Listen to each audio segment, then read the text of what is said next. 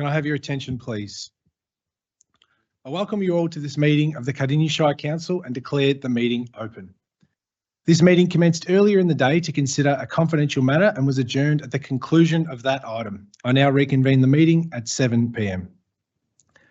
This meeting will be conducted in accordance with Council's governance rules. It is important that members of the public present in the gallery respect the setting and do not disrupt the meeting in any way. We will commence this meeting with the following reflection. I would ask those gathered to join us now for a few moments of silence as we reflect on our roles in this chamber. Please use this opportunity for reflection, prayer, or thought to focus on our shared intention to work respectfully together for the well-being of our whole community. Thank you, everyone. The Cardinia Shire Council respectfully acknowledges that we are on the traditional lands of the Bunurong and Wurundjeri people, and we pay our respects to their elders past and present. I note there are no apologies for tonight's meeting. We have all councillors present. Minutes of previous meetings. Can I have a motion, please, to adopt the minutes of the previous meetings as listed? General Council meeting 17th of June 24 and Town Planning meeting 8th of July 2024. I see Councillor Moore. Is there a seconder? Councillor Carol Ryan. All those in favour? I declare that carried. Thank you. Declarations of interest. Are there any declarations of interest in relation to tonight's agenda, please? I note the CEO has raised one for item 10, notice of motion 1101. So we will bring that up when we get there. Thank you, Carol. All right, given this is our first meeting with the new governance rules, we now are going into community question time. So we have received questions from 6 residents for tonight's council meeting. The first questions are from Cheryl Billings-Smith. Is Cheryl in the gallery? She is not, so written responses will be sent to you, Cheryl, via email. The second question is from Bill Ronald. Bill, are you in the gallery? Yes, I note that you are. If present, yes, and he is, I'll ask Debbie to respond. Thanks, Debbie.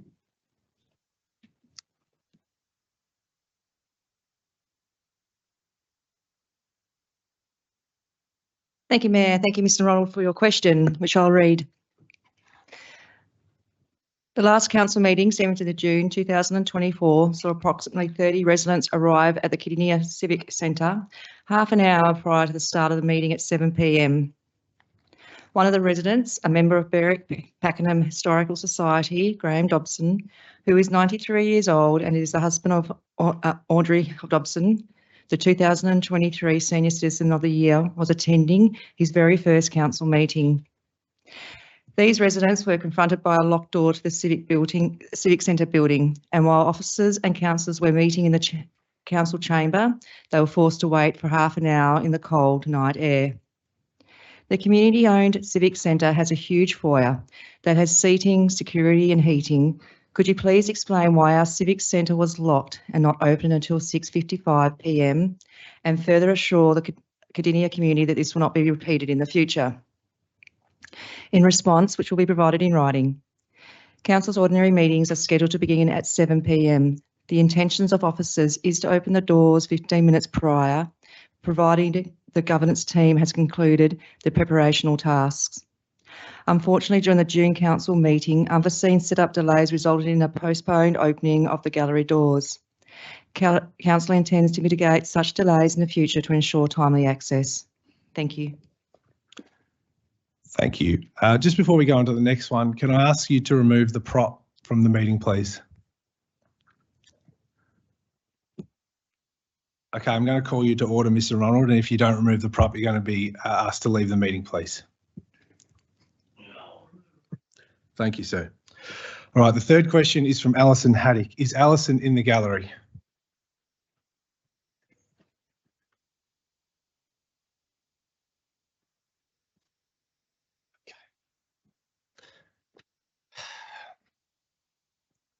Given that I've already called you to order, Mr. Ronald, and you've refused that, I'm going to ask you to leave the meeting, please. All right. Thank you, everyone. We'll move on to the third question. Alison Haddock. Is Alison in the gallery, please? And I note that she is. Thank you, Alison. I'll refer your question to Debbie Tyson. Thank you, Mayor, and thank you for your question, Alison. There are two questions that I'll read out and respond to, and they'll also be provided in writing. Can Council confirm that AusNet owns all standard street lights, while Cardinia Shire Council owns all decorative street lights? Thank you. In response, AusNet owns the vast majority of street lights in Cardinia Shire, both decorative and standard lights. Some others are owned by the Department of Transport, such as those along freeways. Cardinia Shire owns some lights, however, they're mainly in car parks and normal parks. AusNet own the lights found in Heritage Springs. Your second question. Which company was awarded the tender for the Mercury Vapour Street Lighting Replacement Project, RFT 22/015? Were the contractors replacing street lights in the Heritage Springs residential estate engaged by this company or by Cardinia Shire Council? If engaged by the council, which company was it and what was their contract scope? Thank you. In response, Magnetic Power Services were awarded the contract for RFT 22/015. Under this contract, they completed the Mercury Vapour Street Lighting replacement in 2022-23. The contractor replacing lights in Heritage Springs estates were engaged by Cardinia Shire Council, and this engagement occurred via the Municipal Association of Victoria, MAV, procurement process. The contractor engaged for the works in Heritage Springs estate was Oxysom Australia. Their scope includes replacing Mercury Vapour lights fittings with new LED light fittings and associated works. Thank you. Thank you, Debbie. The fourth question, is from Gillian Ronald, and we note Gillian is in the gallery. Thank you, Gillian. I'm going to refer that to Debbie Tyson again. Thank you, Mayor, and thank you for your question, Gillian. I'll read it before the responses. Under the heading of Environmental Management, Council's website states the Council is committed to promoting environmental responsibility.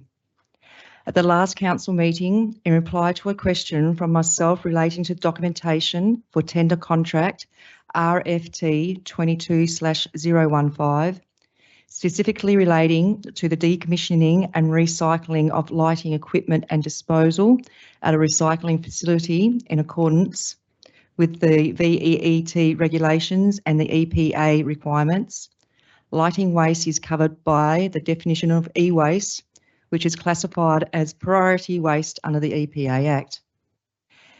Council advised the recycling requirements included mercury must be distilled and reused. Council report dated 11th of 4th, 2022 states there are 1,900 of the mercury vapour lights requiring replacement. Mercury vapour light lamps generally contain between 10 and 100 milligram of mercury. Distilled mercury is reused in the dental industry to produce amalgams. Excuse me. So your first question, how much mercury has been distilled and collected for reuse under this contract? In response, Council does not collect data on the exact quantity of mercury collected. However, as part of the 22-23 upgrades, 44 kilos of mercury vapour globes were recycled. Your second question, where is the mercury stored? In response, the contractor stores the globes that contain the mercury before they are transported to recycling facilities for processing. Your third question, at which recycling facility has the distilling process been undertaken, and specifically where the 375 decorative Heritage Spring mercury vapour lamps, may I say that again? Specifically, were the 375 decorative Heritage Spring mercury vapour lamps treated in the same way? In relation to the RFT 22/15 contract that relates to mercury vapouring lights works in 22-23 financial year, the recycling process was managed by EcoCycle.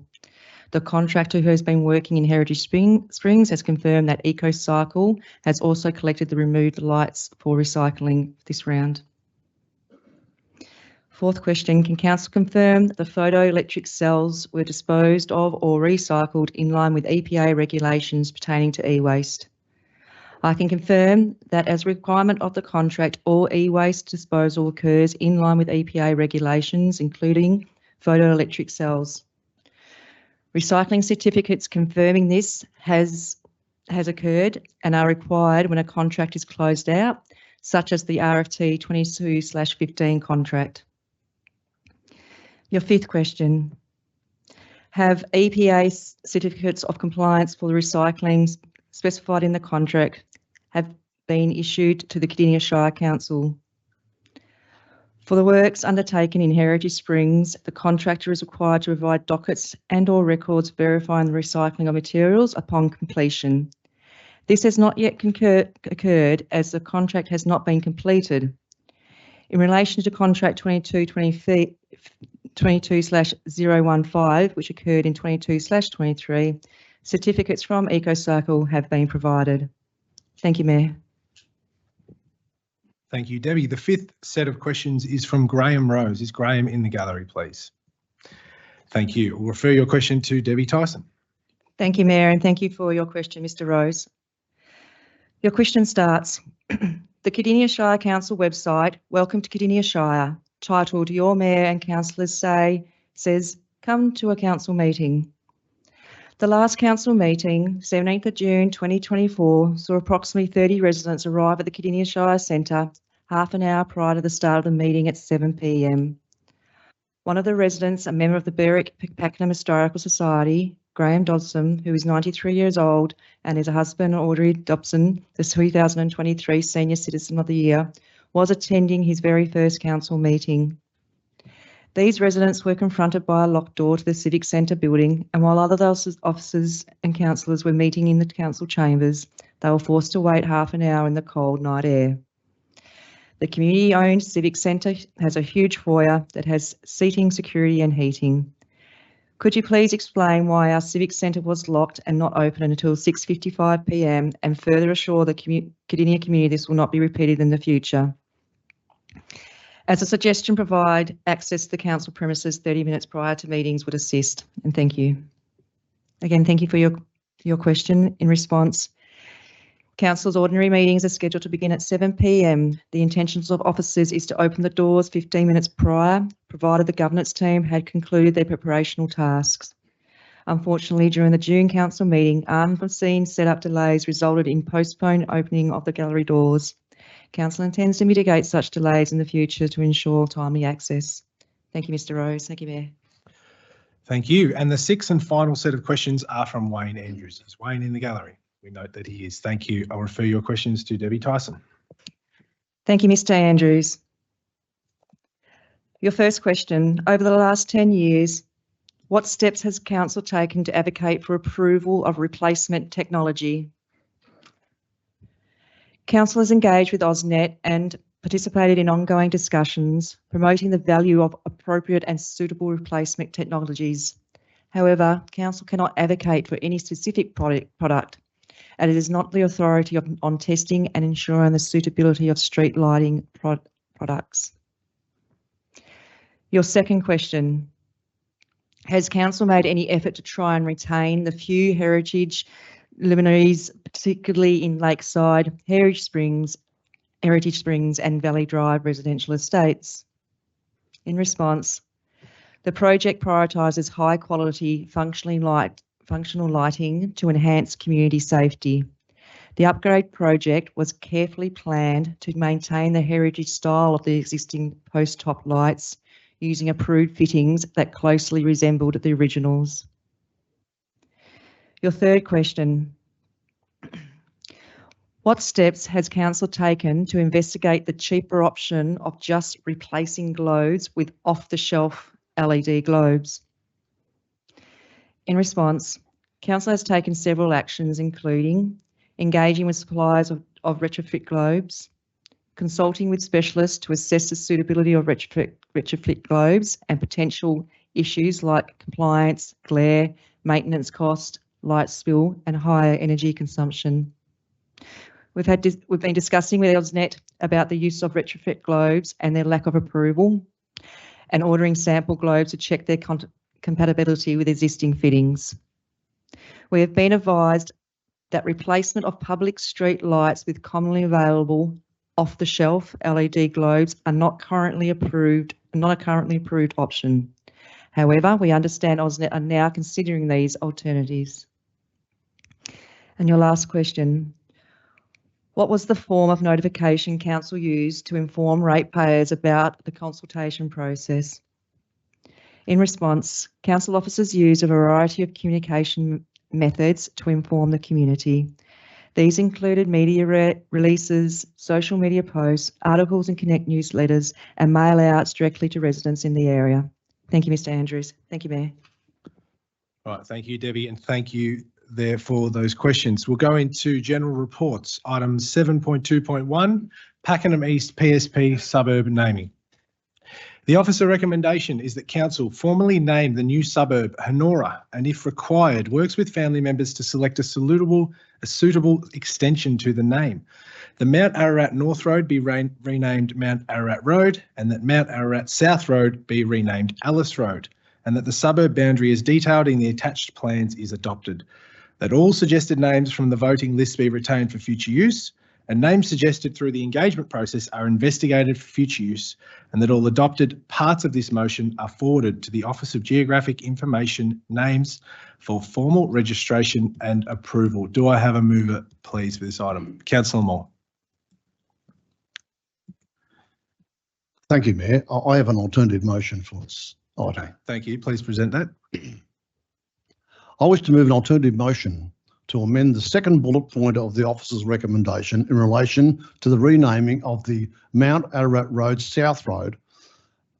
All other points in the officer's recommendation are as put. It is just the one point I wish to change. My alternative on this point is to become that the Mount Ararat South Road be renamed Hannah Road. Mount Ararat North Road is to be renamed Mount Ararat Road. This changes the officer's recommendation, which is for the Mount Ararat Road South Road be renamed from Alice Road. Thank you, Mayor. Thank you, Councillor Moore. So just to be clear, the officer recommendation for point 1 remains the same, and that is that the suburb name would be Honora, and your alternate refers to the second point around renaming from to Alice Road to Hannah Road. That's absolutely correct, Mayor. Okay, thank you. Do I have a seconder for that alternate?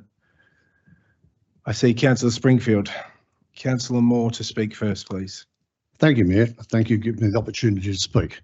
This alternative is an adjustment to the Pakenham East suburbs naming. Will not hinder the suburb naming. Officers can continue with that process independent to the road naming. So it's only the road naming that's going to be affected. I recognise that the Geographical Names Victoria have advised that as Hannah was not included in the previous engagement with Council, will need to undertake a required minimum of 30 days consultation to rename the road to Hannah. My reasoning, Mayor, is quite simple. It's in the sake of fairness and the sake of a local family, being the Duff family, who have resided in this area and farmed in that road. That's the Mount Ararat South Road since 1933, for 90 odd years, Mr Mayor. And I believe in the sake of fairness, the name where they reside now, the family reside there, should be named in that regard. Because the park names are still, the other names will still be listed as could possibly be the park names for that suburb name in the future, Honora, and they will still have opportunities by the developer to name parks and other sort of areas in that new suburb we have. I'll go on, if I may, Mayor. An email was received from the Nunagoon Progress Association just today. I spoke to the Progress Association president today, seeking a 2 months extension in relation to the boundary alignment. But maybe I'll leave that to the next bit. We'll just get to this alternate naming right of the, and then I'll go back to the the other shape of the land that's got in contention. Thank you, Mayor. Okay, thank you, Councillor Moore. I'll now go to your seconder for the chance to speak, Councillor Springfield. Thank you, Mayor. Look, I support, and thank you, Councillor Moore, and I support Councillor Moore's alternative recommendation here for the road name change or consideration, and certainly because it's something that will go out to further community consultations. It's not at this point in time saying it's done and dusted and it's going to still be considered. You know, if it's as Councillor Moore pointed out, it has to go out part of naming place naming Victoria to do so. So I'm supportive of that. But look, I think from the process of this has been a bit of a difficult process. I've never tried naming a suburb before in my 8 years on council. It's the first time it's come about. I know there was some, you know, along the way, I think there has been some support and some criticisms for how council managed this. But I think out of all of this, and most importantly, Honora was a very justified name for this. It came about from, you know, community putting forward the idea of Honora and demonstrating why it had significance in the area. So it was included. It wasn't originally had been considered, and from that it received the most votes, and it certainly did. And you know, from all of that, I think from my own personal view, I think Honora sounds like a nice name for a suburb. I think it honours a family that had been here a long time, honours a person that had significant history in that local area. So I think it is it's very good for this council, and I wish to see other councillors support this too, for the renaming of the suburb. Thank you. Thank you, Councillor Springfield. Are there any other councillors who would like to speak to this item? I see Councillor Owen. Sorry, my voice might die during tonight, but I'll do my best. I really thoroughly enjoyed reading all the submissions and the community responses. I spent a couple of hours last night reading the report again. It was great hearing the history of these prominent local females. It was fantastic. I do acknowledge there's some family members in the gallery tonight from Honora family, and I support the naming of Honora. And I do note in the report there's got to be we're going to liaise with the community, liaise with the family with a suffix or another word attached to Honora, whether it's fields or it's plains. We'll work with the family. And reading through the submissions last night, I think there was real support from that, from others as well. So that's not going against that. But I really enjoyed the process, and I enjoyed all the other names that was gathered through this whole process. And it really sets a great example how council can acknowledge history, you know, work with the community and gather all these names, prominent names that can be used for street names, parks. And that was a really great process. And I do hope, because we've still got parts of Officer, parts of Beaconsfield that need to have names for new streets and parks. So I do hope that council can extend what they've done in this space with the community in celebrating the history of our local people, particularly females in this instance, which is great. So I do support the motion. Thank you. Thank you, Councillor Owen. Are there any other councillors who would like to speak to this? I see Councillor Carol Ryan.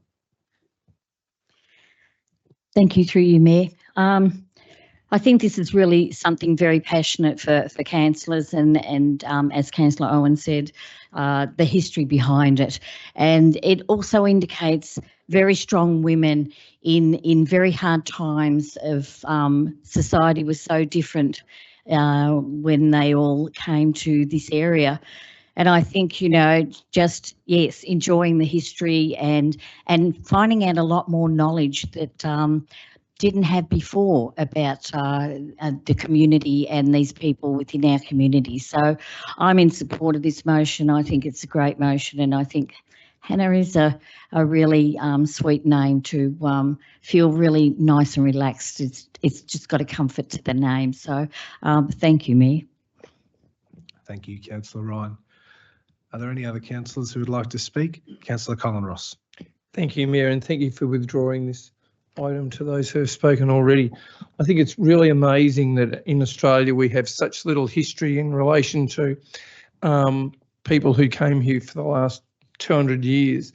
The Indigenous people have got an amazing history of thousands of years, But for those who live locally, we haven't had that much history. So therefore we finish up with names for things like Pakenham East. We finish up with names of generals from 100 years that probably never visited Cardinia Shire ever. I think it's great that we're finding out who the locals are, who are prominent in our local area, and we're starting to look at their history and look at they are prominent people who deserve to be honoured in the way of naming suburbs and things like that for the distinctive areas that they come from. So I think this is a really good decision. I think this is really well scoped out, and I take heed from my fellow councillors and staff who really explored this, because if you go to names, the people from Naming Victoria, they give you, a host of different names. But I mean, this was searched out, this was done a whole lot of work locally, and they discovered this name was really prominent and would really suit that area. So I embrace this. I hope my fellow councillors will support it. I've only heard positive things so far, and I look forward to seeing a suburb named after somebody prominent in a prominent family who are locals. Thank you. Thank you, Councillor Ross. Are there any other speakers to this item? There being none, I'll go back to the mover, Councillor Moore, please.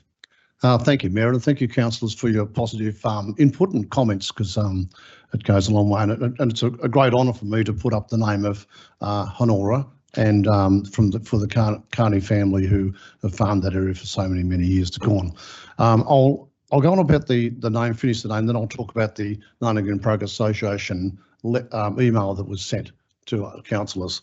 There's a few other reasons for a change in the road. The road name, the name that was put up as Alice Road. We also have another road that's in Bunyip Ward, and it's in Tonambah, called Alice Road, which is spelt with an E-L-L-I-S.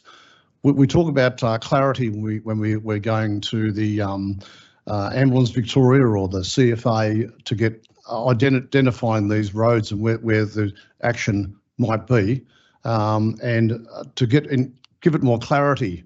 It's going to make a lot of difference, and I think it makes a lot more sense to be a local farming family like the Carneys, same as the Carneys. I think has got a good chance of being involved, even though the Hannah name wasn't put up for the voting situation, so that's why it's included. But there was just another question that came up. Well, I'm just going to explain, if I may, Mayor, about the Nottingham Progress Association was seeking a 2 months extension on the boundary alignment, because there's a triangular space that's on the tail end of the development, where the olive grove is. If you know where the olive grove is, which is the end of that's at the Mount Ararat South Road end of this development, and between there and the freeway. Now, Peter Harris and myself attended the Nottingham Progress Association in May to a meeting to discuss all these items, and that was one of them, and it was brought up then. And what the problem will be, bringing it back in. Sorry, 2 minutes. Yes, okay. Would you like? Yeah, can I have extension of time for? Absolutely, you can. Do I have a seconder for that, Councillor Radford? Another minute, please. Thank you, Mayor, for your generosity. Thank you, councillors.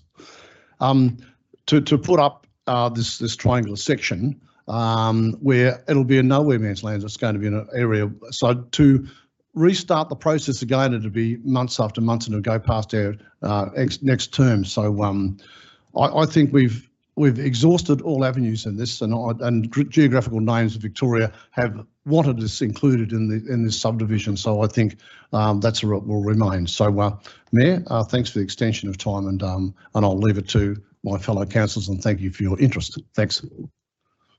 Thank you, and well summed up. All right, we'll now put Councillor Moore's alternate to the vote for item 7.2.1. All those in favour? Against? I declare that carried.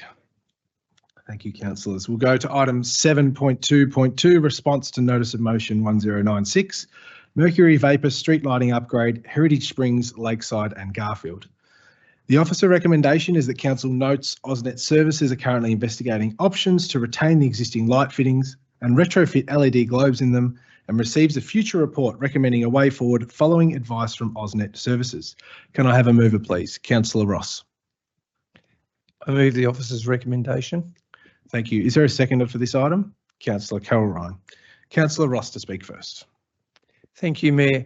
I won't go too much into depth in this because it doesn't have a conclusion coming to the end, but it looks at many different options at this stage. I welcome this report. It's bringing the notice of motion which stopped the heritage lights from being removed any more than what they were already, and looking into the new LED light globes which might be appropriate to put into these different light globes has brought up an amazing thing in our Shire, where so many different areas have now brought up the fact that they have distinctive light globes which build the character of the area that they're in. I welcome this report. I think the most important thing is that AusNet are looking into the options that are available, and they're not coming back with, at the moment, saying that there is no options. They're actually looking into it. So I welcome this. I do know that originally the Decorative Lighting Fund was put in place to take the burden off general rates that people pay over the whole Shire, to make sure that you could target looking after these sort of lights in certain areas. And whether it was the people who bought the blocks of land and built there, who paid a direct charge to council for the Decorative Lighting Fund, or whether it was a developer who had to pay in block for each stage for the amount of lights he put in there. There is significant amount of money in this fund, in the hundreds of thousands of dollars. And I look at some of the figures that are coming back at this stage about some of the options that could be in place. And I welcome the fact that we might be able to use some of this Decorative Lighting Fund money to keep these sort of lights in place. I do know there's other areas now that are talking about this, and they want to keep their distinct value in their area too. I don't think Pakenham should turn into, and Cardinia Shire, to a race to the bottom to see if we can put up the cheapest, most economic lights that we possibly can, and just cut off whatever we have to make it the cheapest way. That is not Pakenham, that is not Cardinia Shire.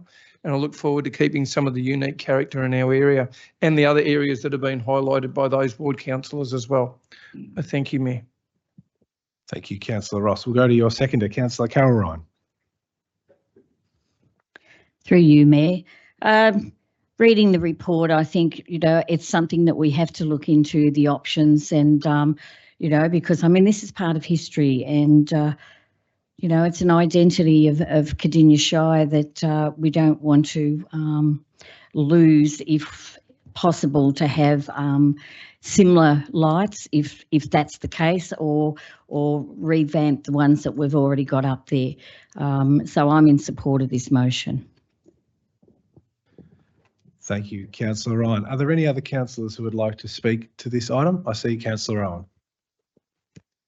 Yeah, thank you, Mayor. I support this report coming before council. I look forward to learning more about the reserve funds that Councillor Ross has just talked about. We don't know the details of that. Officers are investigating the history of that statement and those funds, and whether there was an allocation. So I'm looking forward to getting advice on that. As discussed, it is affecting other areas in the Shire. Valley Drive in Upper Beaconsfield has identified, has similar lights to Heritage Springs.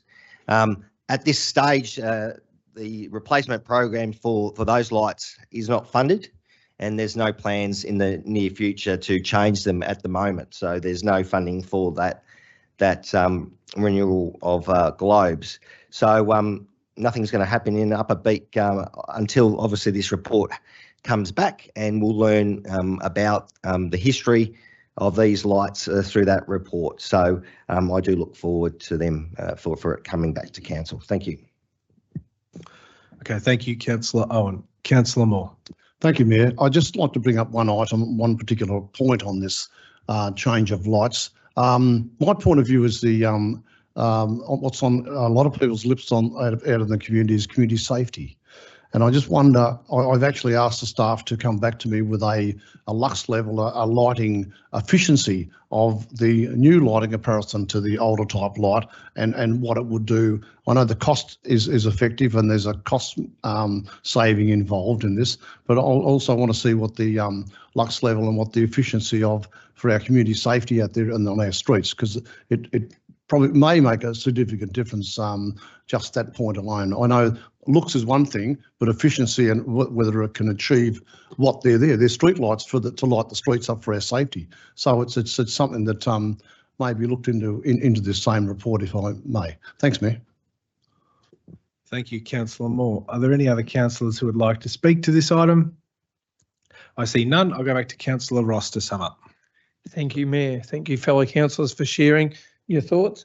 I think it is really important to have a look at this. It shouldn't be a race to the bottom. And if it does come down to putting up additional lighting for the lighting that's there, you can always retain the lights that you have and upgrade it and give some more light around the area with extra lights. I don't think that would be a really good reason to cut them all down and to just put up the cheapest thing we could have because it does the best job. But anyway, we'll come back with a report that'll show us all of the questions that have been asked around the table about this report. I do know that different areas of Cardinia Shire have distinctive lights like Lakeside as well, and they are looking at the same thing. They're wondering what's going to happen. And I mean, if we don't do something to preserve and protect these lights, why would a developer or anybody ever spend any money on doing anything better than just the cheapest, most economical option? And I look at the main street of Pakenham. All the money that's going to be spent there. We could put up these wonderful lights that look absolutely fantastic, and in 10 years' time we get told, you've got to cut them down because we're not going to put the globes in them. We're going to put up cheap ones. So in other words, all that money, all that time, all that effort just gets thrown out the door. Anyway, I welcome this report to come back with some more rigour around it so then councillors can make a really well-informed decision about the decisions they make on this. Thank you, Mayor. Okay, thank you, Councillor Ross. We'll now put the officer recommendation to item 7.2.2 up for a vote. All those in favour? Against? I declare that carried. Item 7.2.3, response to notice of motion 1097. Community engagement following Council's April 2022 resolution to item 6.4.1, Mercury Vapour Street Lighting Upgrade. The officer recommendation is that Council notes the response to notice of motion 1097, calling for a report to be presented to Council regarding all aspects of community engagement following Council's April 22 resolution to item 4.4.1. Do I have a mover, please? And I note Councillor Davies. Thank you, Mayor. I confirm that I am moving and wish to speak to the officer recommendations in the report. Thank you. Thank you. Is there a seconder for this item? I see Councillor Ross. Councillor Davies to speak. Thank you, Mayor Kowalczyk. Thank you, Councillor Ross. When I was, as Councillor Ross and as I think all councillors, very concerned with a huge amount of community backlash that did follow as a result of these lights. And Councillor Ross called for a notice of motion, which looks at the infrastructure, looks at the decision making. But what I have been concerned about, and it was extremely concerning to hear, is that residents were saying, not only do we not like this, but we didn't even know. And I know that we have community engagement policies. So what went wrong? Was someone sick on the day the mail needed to go out? And I think obviously this has been quite an event, but it is important that we work out what went wrong so we can do what's better next time. And so there is a report, and it discusses that the staff did prepare a communications plan per our policies, and it was finalised for the works in May 2022, and it chose to inform communication activities. And these activities included a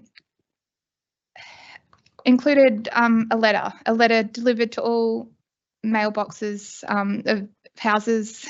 So that mail out was on the 22nd of February 2024, and it was sent to 1,792 residents who lived near the lights that were planned to be replaced this year in Lakeside and Heritage Springs Estates in Pakenham.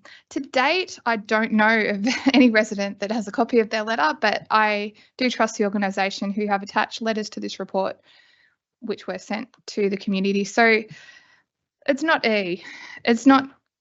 an example of things going well, but processes have been followed, and this is how they've been followed. So I would like to note the report. I'd like to acknowledge that council officers have done the right thing by us and answered our questions. And I do hope that that there is some community trust left because we have investigated this and sought answers. So, councillors, I am seeking your support. Thank you. Thank you, Councillor Davies. I'll go to your seconder, Councillor Colin Ross.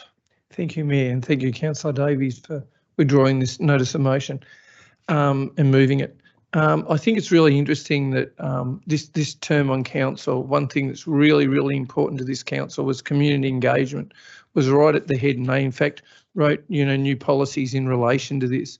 I always think that when something doesn't go quite as well as what everybody would hope, that we can always reflect back and have a look to see what happened and what went on and how we can improve things in future so we don't repeat things again. I think this is an example of where processes have been followed, but for some reason it just didn't cut through the way that the council would like it to cut through, that people were really well informed. So I think this is it's important to look back, but it's also important to look forward to see what we can do in future so that these things don't happen again. Thank you, Mayor. Thank you. Councillor Radford. Thank you, and I thank Councillor Davies for this notice motion to request this report. I think what it highlighted was the difference between the word engagement and the word inform. And so, as Councillor Davies said, it was identified through the communications and engagement team that there was no opportunity for the residents to influence any decision on the replacement of the lights due to it being outsourced by AusNet. And so community engagement was not appropriate. So therefore, council informed residents. But I think what I would like to see in the future is making sure that when council puts these things out to our residents, that it's very clear that this is an informed process, not an engagement process, because I think that's maybe where it's got lost in translation, and so people felt that they weren't engaged and able to have a say, where in actuality you couldn't for this one. So that's just what I wanted to point out. Thank you. Thank you, Councillor Radford. Councillor Cameron. Thank you, Mayor. I think another problem has been encountered with the apparent letters to residents where it specifically states that the light are going to be upgraded with energy efficient LED lights to remove the mercury vapour street lights. And then it goes on to talk about how much better the LED lighting system is. And they have a lower degradation rate, improving light output over time. There's nothing in these letters to suggest that these light fittings were going to be removed and destroyed. So I think right there is the main problem that we have in this whole issue. Thank you. Thank you, Councillor Cameron. Councillor Springfield. Thank you, ma'am. Look, it's great to speak on this topic, as we did with the last notice of motion report, and this one to speak on engagement and communication. So I want to add a couple of 2 cents, because I think part of that engagement is the engagement from the community that we received back recently, which led to, this notice of motion coming up in June. So I'd like to thank community for the feedback. But in that engagement awareness too, I just want to make sure that, the councillors here are aware of our responsibility. No one raised any concerns about this prior to this. Prior to this coming back from residents at Heritage Springs, this has been happening in 22, 23. There was X amount, hundreds of done per the report in other areas. Concerns weren't raised, but nor was it investigated by any individual councillors to go, we're going to make sure this program's being rolled out, this is happening and understood. So I think there's probably a learning piece for us all here, because it's not, we all work together, community and the council as a whole, and individual councillors working in this. We're not all in isolation. So I think for that communication, engagement and awareness from councillors as well as community is really important. I just want to add a couple of those sort of segments there too, because, this is a discussion we could have been having earlier if it was perhaps raised, or if any councillors had raised concerns or awareness towards how this program was rolling out. And I do thank everyone for their involvement to this point, since we did start recognising this about 6 weeks ago. But prior to that, there was no discussions on that. So thank you, Mayor. Thank you, Councillor Springfield. Are there any other councillors who would like to speak to this item? I'll go back to our original mover, Councillor Davies, to sum up, please. Thank you, Mayor, and thank you, councillors. I appreciate hearing your perspectives. It's certainly been a difficult one. I think, you know, there are good and bad times on council. This has been a reflection that, you know what, we didn't hit the mark, but it's led to a lot of learning. I do want to acknowledge that the organisation has supported the council with our motions and providing this information, and I'd like to learn from it, grow from it, and essentially I'm just seeking your vote just to note the report. Thank you. Okay, thank you, Councillor Davies. We'll now put the officer recommendation to item 7.2.3 up for a vote. All those in favour? Against? I declare that carried. Moving on to item 7.2.4, Bushland Reserve and Natural Area Maintenance Schedule of Rates Contract. The officer recommendation is that Council endorse the establishment of a Natural Reserve Area Maintenance Panel for a period of 3 years with an option to extend for an additional 3 years. That the tenders submitted by Nature Links Landscape Management Proprietary Limited, Seeds Bushland Restoration Proprietary Limited, Native Habitat and Acacia Environmental Management Proprietary Limited be accepted. Can I have a mover, please? I see Councillor Springfield. Thank you, Mayor. I move the officer's recommendation. Thank you, Councillor Springfield. Do I have a seconder? Councillor Ross. Councillor Springfield, please. Thank you, Mayor. Look, I just want to speak to that. You know, this is such an important aspect of what we do in council, is in managing these bushland reserves, this open space. And, you know, we have, as noted in the report, it's responsible for the management of 82 bushland reserves, totaling an area of approximately 870 hectares, and approximately 87 kilometres of roadsides, to a very high conservation value that have. And it is important. We do have to note the high conservation value we have across the vast landscape of our 1,280 square kilometres that we call Cardinia home, but it is so diverse and different all the way from down south, out east, up north to where I reside. But equally important is all these areas for different reasons. You know, I wish we had little bandicoots running up in Emerald as well. But we don't. But it's so important that we have to have a nuanced approach. So from the contractors that come to this to understand the management practices that are best served for each of these different areas. So yeah, very happy to support this moving forward. Thank you. Thank you, Councillor Springfield. I'll go to your seconder, Councillor Colin Ross. Thank you, Mayor, and thank you, Councillor Springfield, with withdrawing this item and moving it. I must say this is sort of falls in line with what we've had to do in the whole of the Shire in relation to a maintenance schedule that basically in the end was discovered it wasn't really fit for purpose, and we improved that, and that took a whole lot of rigour, and this is just an extension really of that, where we're looking at bushland reserves and the natural areas and seeing the uniqueness of every single one of those. It's like when we divided the Shire up, and particularly the growth corridor, into different areas where different contractors could go for tenders in those areas. And I must say, since that's been done, we've seen a real improvement in this area of the maintenance. And I look forward to seeing it continue to improve as they vie for making their areas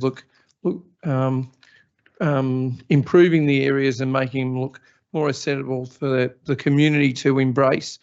This is another area that is, as Councillor Springfield brought up, is so unique to Cardinia Shire, where we've got so many special areas that require special maintenance and looking after, and it's really good to see some of these groups who will get onto this panel who will be able to look into it and find out the unique way to look after them and maintain them to the best that they can be. I look forward to seeing what happens in future in this area, and I support this. Thank you.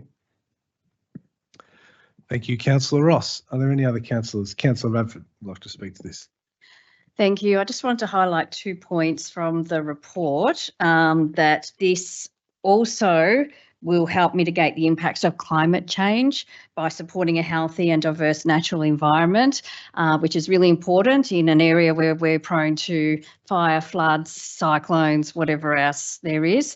And there will also be no impact on the operating or capital works budget. All works to be engaged would be within the budget allocations existing, which is approximately 450,000, and contractors from the panels will be engaged on an as needs basis within the allocated budget. So I just wanted to highlight those 2 points for those who don't have time to read the report. Thank you.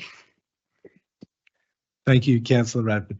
Are there any other councillors who would like to speak to this item? I see none. I'll go back to Councillor Springfield to sum up. Thank you, Mayor, and I appreciate my fellow councillors for adding their thoughts to this. Yeah, look, it's a good news story. It's one of the things that we have to work on within the whole gamut, the whole sphere of everything that somewhere like Cardinia Council manages. So, but so importantly, as we said, to get good value for our money, good resource allocation to what we can towards managing these bushland reserves. And I believe the development of a contractor panel will do this. And as noted in the report, they believe it will streamline the annual natural reserves maintenance program and the daily operations works, because it can be engaged at a needs basis, as Councillor Radford pointed out, within the allocated budget as well. So yeah, I look forward to this getting off the ground. Thank you, Mayor. Thank you, Councillor Springfield. We'll now put the officer recommendation to items 7.2.4 up for a vote. All those in favour? Against? I declare that carried. Moving on to item 7.2.5, Upper Beaconsfield New Modular Pavilion Tender Recommendation. The officer recommendation is that Council award Grove Australia Proprietary Limited contract RFT 000027 for the design and construction of Upper Beaconsfield Pavilion for the tender price, including a provisional sum of that price listed, excluding GST, and approves the use of contingency items as detailed. Can I have a mover, please? Councillor Owen. Thanks, Mayor. I move the recommendation in the report. Thank you. Do I have a seconder for that item? Councillor Moore. Councillor Owen to speak first.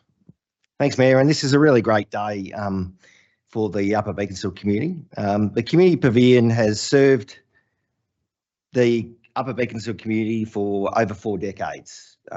After Ash Wednesday, the community, with assistance with government, I believe, or other contributors, built the igloo as a bit of a quick build in response to the Ash Wednesday. Over the years, there's been some additions to this building, but it's definitely clear that it's past its use by date.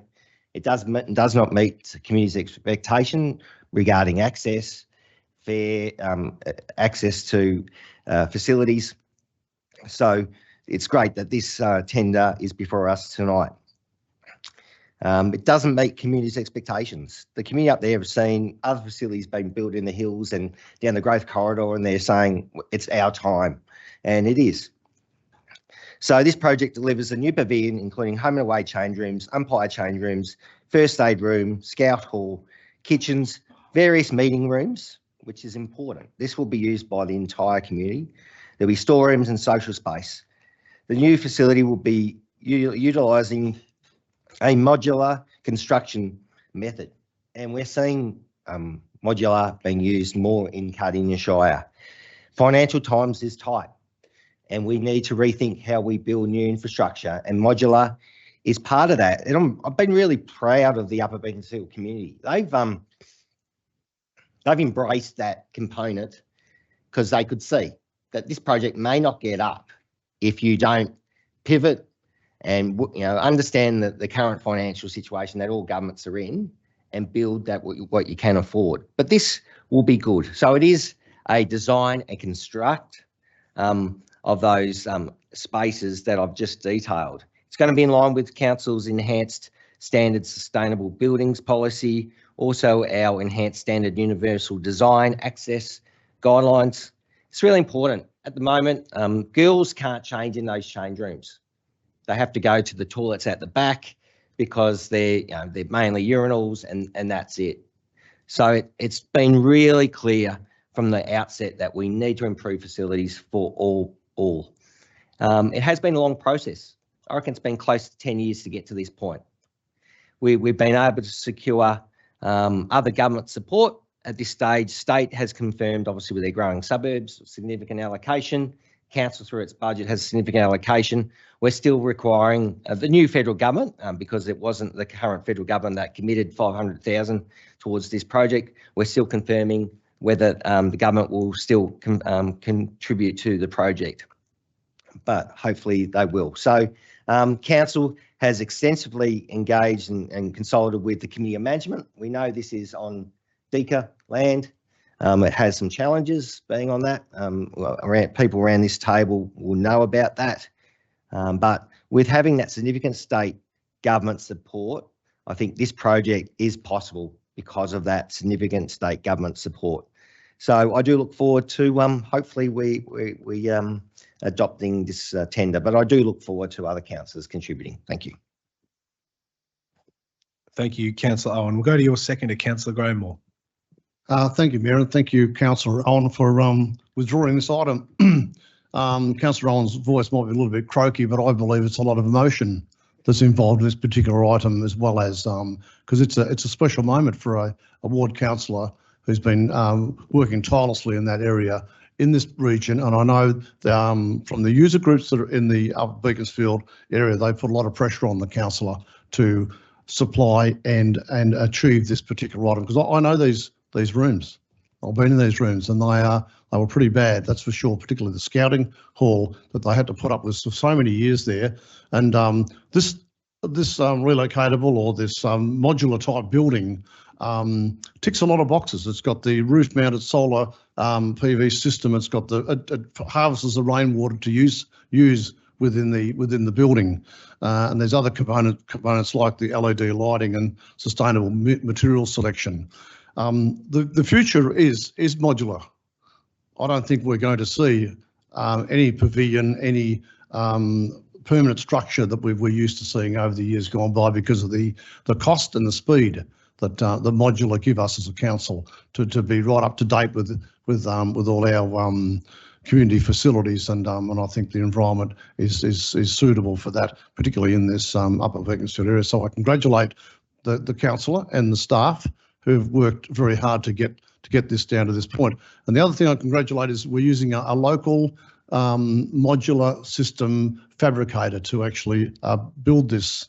That's what the motion's about, is to recommend Grove Industries, who are a local builder of modular buildings in our industrial estate. It's really good to see one of our local companies employing local people to build facilities for our local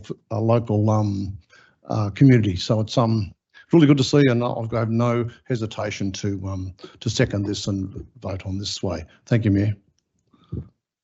Thank you, Councillor Moore. I'll go to Councillor Springfield. Thank you, Mayor.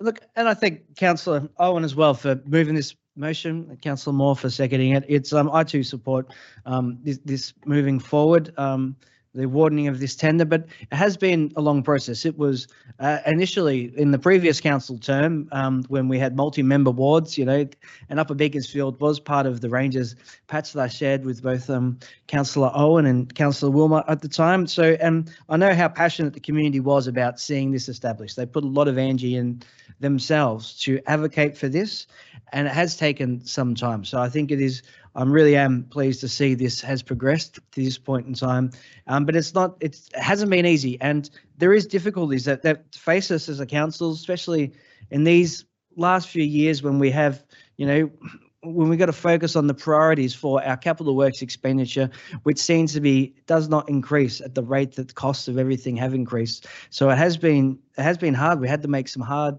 capital works decisions over the last previous years. So I really am supportive of this, and seeing the state government come forward to deliver basically half the funds towards this project, which is on, as has been previously mentioned, it's on DECA land. It's a DECA appointed committee of management, so it's not a council appointed committee of management. But community doesn't know who owns who owns the landlord, so to speak. But it's also it's hard for council to say that it's prudent on us to develop to produce all the funds towards delivering a project like this. So doing it in partnership with the state government, with the federal government at times, is the best pathway moving forward. And I'm fully supportive of seeing a project like this where it is half and half sort of co-contributed, I think is the best outcome. And look, I also note the words of Councillor Moore with modular. I think there is a great benefit in this moving forward. There's only going to get better and better, the design process towards modular, and it's also more easily expandable in the future if ever needed down the track in the coming decades as community expands too. So thank you, Mayor. Thank you, Councillor Springfield. I'll go to Councillor Ross. Thank you, Mayor. I think this is a real celebration in the light of what is possible. In the past 7 or 8 years ago, Council looked at all the design costs that were going around for every single project that we were doing. And every single project to do with pavilions and that was being individually designed. And there was no modular options or anything like that. And the amount of money that was being spent on that over and over and over again, some of the councils of the day said, we need to look at this. We need to look at a better way of doing it because we're often building very similar things just on different pieces of dirt. So what about we look at something that's out there? So we went to visit all these modular places at the time. And there were some who were improving. It was in its early stages, but now you wouldn't know that they're modular, that they are really well done. You can add to them very easily, and there's not anywhere near as much design has to go into it as what they had to do individually doing it from scratch on every single site. So I think it is a really, really good outcome because as we know now, prices have gone through the roof and you just wouldn't do as many projects if you had to do them individually like we used to do them 10 or 15 years ago. With modular, it becomes possible to do more things and more people will get their pavilions than what they would have been getting. So anyway, I celebrate this. I do note that Councillor Owen has worked on this for a really long time and it is good to see that come to fruition because I know sitting on council for a long time with a lot of people with a lot of ambition on wanting to get things done. Sometimes the wheels move really slowly, but eventually we do get there. Anyway, thank you, Mayor. Thank you, Councillor Ross. Are there any other councillors who would like to speak to this item? There being none, I'll go back to Councillor Owen to sum up, please. Thank you, Mayor. Thanks all councillors for your contribution. As stated, the recommendation is to award the tender to Grove. The tenders were advertised on the 2nd of April. 5 tenderers put in, and obviously Grove came up being assessed as the most advantageous to council. So I acknowledge that, and great to see they're a local business as well. I just want to thank the Upper Beaconsfield community. Obviously, we've worked with the equestrian groups, the Scouts, the cricket club, the junior footy club attached to Beaconsfield, the wider community, and also the school that's next door, and they want to see this use this facility as well, which is great. So I look forward to that. Part of this project, and I think part of the Growing Suburbs application, was for this building to be used by the wider community, and that's definitely my intention. That's the intention of council, and I want to see this used by as many community groups in Upper Beaconsfield. I know the community centres express interest in having meeting spaces or hiring meeting spaces for their activities. Also, in times of recovery after an emergency, at the recovery point of a disaster, part of the Growing Suburbs application was, for this building to be used in those sort of circumstances. So I look forward to hopefully that happening and coming to fruition. So I move the motion to adopt the tender. Thank you. Thank you, Councillor Owen. We'll now put the officer recommendation to item 7.2.5 up for a vote. All those in favour? Against? I declare that carried. Thank you, councillors. Moving on to policy reports, item 7.3.1, final gambling harm prevention and minimisation policy. The officer recommendation is that council adopt the gambling harm prevention and minimisation policy. Do I have a mover for that item? I see Councillor Radford first. Thank you. I move the officer's recommendation. Thank you. Is there a seconder for that item? I see Councillor Moore. Councillor Radford, please. Thank you, Mayor. Thank you, Councillor Moore. So Cardinia Shire's responsible gambling policy 2005 to 2009 has been reviewed following development of a background report and several rounds of community consultation. The revised policy, now called the Gambling Harm Prevention and Minimisation Policy, has been finalised and is what being presented for adoption by Council tonight. So Council's role in preventing and minimising harm from gambling has been summarised into 4 policy pillars: planning and regulation, leadership and advocacy, partnerships and capacity building, research and engagement. The scope of this policy is focused on gambling harm caused by electric gaming machines, which we may refer to as EGMs, and sports betting. Lower risk gambling activities such as bingo and fundraising raffles are not included within the scope of this policy. So following community consultation on the draft policy, the following changes were made: inclusion of statement of gambling harm, change of wording to clause 1.8, which would allow EGM/TAB venues to have signage displayed on council-owned or managed land or in council facilities, provided gambling activities themselves are not promoted. So as with things that we do with the consultation, there were 3 phases of consultation which were undertaken in the review of this policy. So the phase 1 was a household livability survey, and 838 responses were received. So thank you very much for everyone who contributed. Phase 2 was with our key stakeholders, so our health and social clubs, community organisations, etc. There were 14 responses there. There were interviews with EGM venues, and that received 2 responses.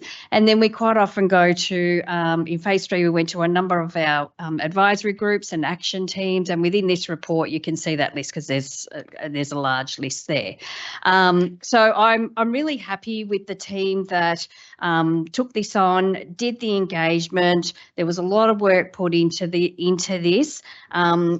Managing gambling and minimising the effects that it can have on a family, the detrimental effects that it can have on a family, is so important. So I do think that council does have a role to play in eliminating that damage or reducing that damage that it can have on people's lives. So I'm very pleased to support this policy tonight. Thank you. Thank you, Councillor Radford. I'll go to the seconder, Councillor Moore. Thank you, Mayor, and thank you, Councillor Radford, for withdrawing this item. Of course, Council's role in reducing harm from gambling is driven by legislation, not just us. That's Gambling Regulation 8/2003, and with the Planning and Environmental Act 1987, the Public Health and Wellbeing Act 2008, Local Government Act 2020, and the Gender Equality Act. So it's well documented how intense this policy is and what we've gone to. I think the biggest one of the biggest items that's come out of this, of course, as Councillor Radford has said, is actually the signage on our buildings should not have anything to do with gambling or promoting of any sort of gambling, and also our events that we sponsor, actually our funding, having them not at venues where gambling partakes as well. As that is another step in the right direction to minimise the harm we have to our community. Well, one point I'd like to make, Mayor, is that it's always focused on the EGMs or electronic gaming machines, but I believe that TAB has got a lot of the problem more than anything else. It's an unlimited amount of the TAB, and when people think about gaming or anything to do with gaming, they think about machines and not actually the main threat, which is the TAB situation, the venues. So it's I know we've mentioned it in this policy, and it's in there, but I think it's something that the community don't think about as being gambling, as amazing as it may seem. So that's something that we should highlight, I think, in the harm that's coming to our community. Thank you, Mayor. Thank you, Councillor Moore. Are there any other councillors who would like to contribute? I see Councillor Ryan. Through you, Mayor. Thank you, Councillor Radford, for presenting this. I think this is something that we've talked about on many occasions within council and how it affects people in our community, how it affects our loved ones that we may know of somewhere down the line. It's a temptation that if we've got these policies and strategies in place, then it's a starting point. There's always got to be a starting point. And so working from there and working with all the policies and the regulations. And gambling is not just about gambling. Behind the scenes, there's usually an underlying issue is why people gamble, whether it's loneliness, whether it's the fact that they've got family issues, whether they've got financial dilemma, anything that along those lines. Sometimes people go and gamble because they're around other people that don't know them. They can socialise with them in that capacity and talk to them without having to be judged. And I'm only going by what reports put out there. And but I think this is a great starting point, and just the risk to health, social, and financial well-being is a huge dilemma. And I think council has really taken this on board as to where we need to stand on this. So I'm in support of it. Thank you. Thank you, Councillor Ryan. Councillor Ross. Thank you, Mayor. I welcome this report, and it's an extension of something that happened over 19 years ago. 19 years ago, in the previous term on council before I actually got on council, that council of the day, which Councillor Owen was on, decided that council was no longer going to have any gaming machines, electronic gaming machines, on council-owned land. There were some gaming machines down at the Pakenham Social Club at the old football ground. And if those who wonder why it was designed the way it was, the Tumac Valley Pavilion was designed to have gaming machines on the second level. When council brought in this policy, that put an end to that. So there was going to be no gaming machines on the second level of there. So council had to wait out time and work with the Pakenham Football Club Social Club, working on the basis that they would remove those machines from the council-owned land down at the BP Ronald Reserve. So that took a while, and they did eventually do that. And it's taken 16 years since then to come about that council moves forward in this area about education and trying to do a little bit more in this area to try and, now that we know so much more about the on the different surveys and things that have been done about the harmfulness of gaming to many people. So it is really good. This is just a continuation from what was started way back then. And I think it's good that council is about education and trying to mitigate the damage. We still do live in a society where we democratically people can smoke, they can drink, they can have a bed if they choose to. But it's really good about educating people about what the end game is for a lot of people, and that we can hopefully mitigate many of those people from not getting to that point. Anyway, I support this. Thank you, Mayor. Thank you, Councillor Ross. Are there any other councillors who would like to speak to this item? I see none. I'll go back to Councillor Radford to sum up, please. Thank you, Mayor, and thank you, councillors, for your words to this. It is important to note that this policy does acknowledge that gambling is a legal form of recreation. And so we do, if an application meets all the planning permit requirements, there is no reason why council should be saying no, but we do also always consider that. But it is important for people to understand that gambling is a legal form of recreation, but the policy does acknowledge or recognises that there are inherent risks to the health, social, financial wellbeing for our community. So having a policy like that puts stricter rules on where and when and how and however we get these gambling machines, because it's really important that we don't put them in the wrong places.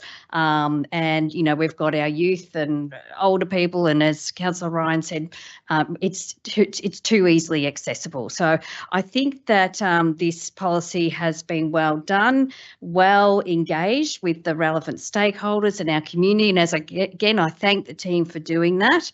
And so I'm just presenting this gambling harm prevention and minimisation policy for adoption tonight. Thank you. Thank you, Councillor Radford. We'll now put item 7.3.1 up for a vote. All those in favour? Against? I declare that carried. Thank you. Moving on to item 7.3.2, proposed community local law 2024, further engagement and proposed adoption. The officer recommendation, it's a bit of a long one, is that the outcomes of the first stage public consultation are noted and resolves to make a local law to be known as Cardinia Shire Council Community Local Law 2024 version 1.3.2 to commence operation on the 1st of August 2024 and pursuant to section 10A(1) of the Domestic Animals Act 1994, resolved from 1 August 2024 that council will not register or renew the registration of a cat over 3 months old unless the cat is desexed or exempt from being desexed, and that council makes an order under section 26(2) of the Domestic Animals Act 1994 as outlined in the officer recommendation. Do I have a mover for this item, councillors? I see Councillor Radford. Sorry, thank you. I'll move the officer's recommendation. Thank you, Councillor Radford. Is there a seconder? Councillor Ross. Councillor Radford, please. Thank you. So yeah, it's good to review the local laws. One, it gets it back out there so people know that there are local laws. Quite often as a resident, you don't realise that there are. The number one in the growth area is dogs being off leash and cats not being contained on their property. So please have a read through these local laws, as it will let you know that cats must remain on your own properties, and unless you're at a designated off leash dog area, please have your dog on lead and pick up after it. Again, there was community engagement with this, which I'm very happy to see. The first round we did not receive any comments, and then we did get some comments when we went out again for when we made some little changes regarding the dog off leash and mandatory cat desexing. So it's quite thorough, this report, and there's a lot of things that have been included. So I probably would suggest that people read it. We don't have time to read through it all tonight. And so I'll just go the seconder now. Thanks. Thank you. Councillor Ross. Thank you, Mayor, and thank you, Councillor Radford, for withdrawing this item and moving it. I think one thing I'll just highlight out of this, council's trying to encourage responsible pet ownership. Pets and your local pets, whether it be cats or dogs or birds or whatever, it does give people a lease of life. It encourages them. You live longer if you've got pets and the whole lot of it. So we want to encourage people to do that. Unfortunately, some owners get excited about getting their pet and then they don't follow up and make rules and do the right thing by those pets. Hopefully this is something that puts more rigour around owning a pet, that you might be more responsible and have to follow up with these guidelines and local laws. I think it's an area that we've moved forward in. We never used to have leash-free areas, but people do need to take note and try and do the right thing. We do have enough leash-free areas. When I first got on council, there was none, but now there is. So people don't need to necessarily walk everywhere with their dog off the leash, which isn't really protecting the dog and other pet owners who have dogs as well, because some dogs just don't behave with other dogs. But you can actually take your animals and your pets and look after them. I'd like to think council is improving in this area, and we're trying to mitigate any damage that can be. And for those responsible pet owners, this just falls in line with, hopefully others will fall in line with yourself. Thank you, Mayor. Thank you, Councillor Ross. Councillor Ryan. Through you, Mayor. Yes, I think the community needs to read the laws on animals, and especially cats. There's many cats that I see in the evening driving home that are still out there wandering around in the dark, and it's to protect our animals too, because we do have in our community, we have fireworks, we have people doing wheelies in their cars. We have a lot of things going on where an animal can be put in a position where they're scared and they run out in front of those cars or where the fireworks are, and it can injure them, and you don't want that for your pet. and the dogs, it's social interaction with the dogs, and a lot of people probably don't see it that way, but dogs do talking when they're out there in the parks. And I'm lucky enough to have an off-leash dog park in my area, and just watching the dogs interact and nodding their heads and having a bit of a bark and running around and playing ball and that, and it's just wonderful. So I think council and what we've done in that reference to off-leash dog parks is really fantastic. And but the laws are there to take ownership of the animals that you have, and it's to protect your animals to make sure they are safe. So I'm all in favour of this policy. Thank you, Councillor Ryan. Are there any other councillors who would like to speak to this item? There being none, I'll go back to Councillor Radford to sum up. Thank you, and thank you, councillors, for your words to this one.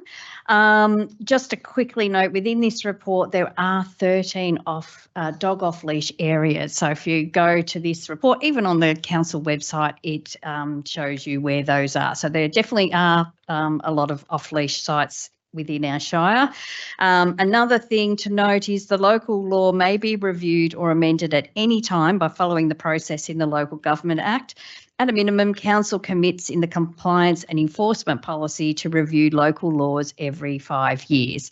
But yes, certainly let us know if you're seeing something that's not quite working, and we can have a look at it.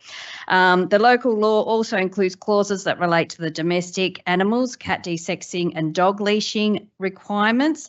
With the adoption of this local law, these laws will be remade as orders under the Domestic Animals Act rather than in the local law. So sorry, I didn't quite make that very clear in my first speaking time. So this order commences on the 1st of August 2024 and remains in force until revoked. And just in conclusion, I just would like to submit this local law for endorsement tonight. Thank you. Thank you, Councillor Radford. We'll now put item 7.3.2 up for a vote. All those in favour? Against? I declare that carried. 7.4.1 2024-25 Wellbeing Support Grants. The officer recommendation that council approve 46 applications for funding under the 24-25 Wellbeing Support Grant Program to the value of $102,735.10. Do I have a mover for this item, please? Councillor Davies. Thank you, Mayor. I would not like to move the motion, but I would like to propose an alternative motion. If you'll hear that. All right. Thank you, Mayor. My motion is that council approves 63 applications for funding under the 2024-25 Wellbeing Support Grant Program to a value of $125,493.10. This includes an additional 17 applications that met eligibility criteria, have scored highly, and align with the objectives of the program. However, were not initially included in the officer recommendations due to the budget constraints. Thank you, Councillor Davies. Do I have a seconder for that alternate motion? I see Councillor Owen. Councillor Davies to speak first. Thank you, Mayor, and thank you, Councillor Owen. Council's Wellbeing Support Grant Program provides support for sustainable initiatives that improve health and wellbeing, support volunteer development, and build capacity of community organisations. This is incredible work done in our Shire. On Monday, 15th of January 2024, closing on Friday, 29th of March 2024, applications were open for this year's grant round. 77 wellbeing support applications were received at a total of $189,976. An extensive assessment process followed. Grant applications were evaluated against eligibility criteria, and it was recommended by council officers that 46 applications would be approved for funding at a total value of $102,735.10. There is a redacted confidential report that councillors can see attached to the meeting documents. And this shows how council officers created a matrix of all the grants that met the objective, of all the grant applications that met the requirements, they assessed them against, well, how good is this volunteer organisation over another? And it's ambiguous. It's a hard one. And I don't think any of us like saying, oh, your Christmas tree lights are not as important as your jumpers or your signs, when these applications are subject to very stringent criteria and make just such an incredible return on investment. So I'm asking for an additional contribution where previously we were looking at $100,000, and I'm now asking for an additional $22,694 above. And it means that all the eligible community wellbeing applications are funded. So, and I know our financial circumstances are incredibly tight, and whilst council doesn't usually discuss $22,000 expenses at a meeting, it's still public money and it needs transparency.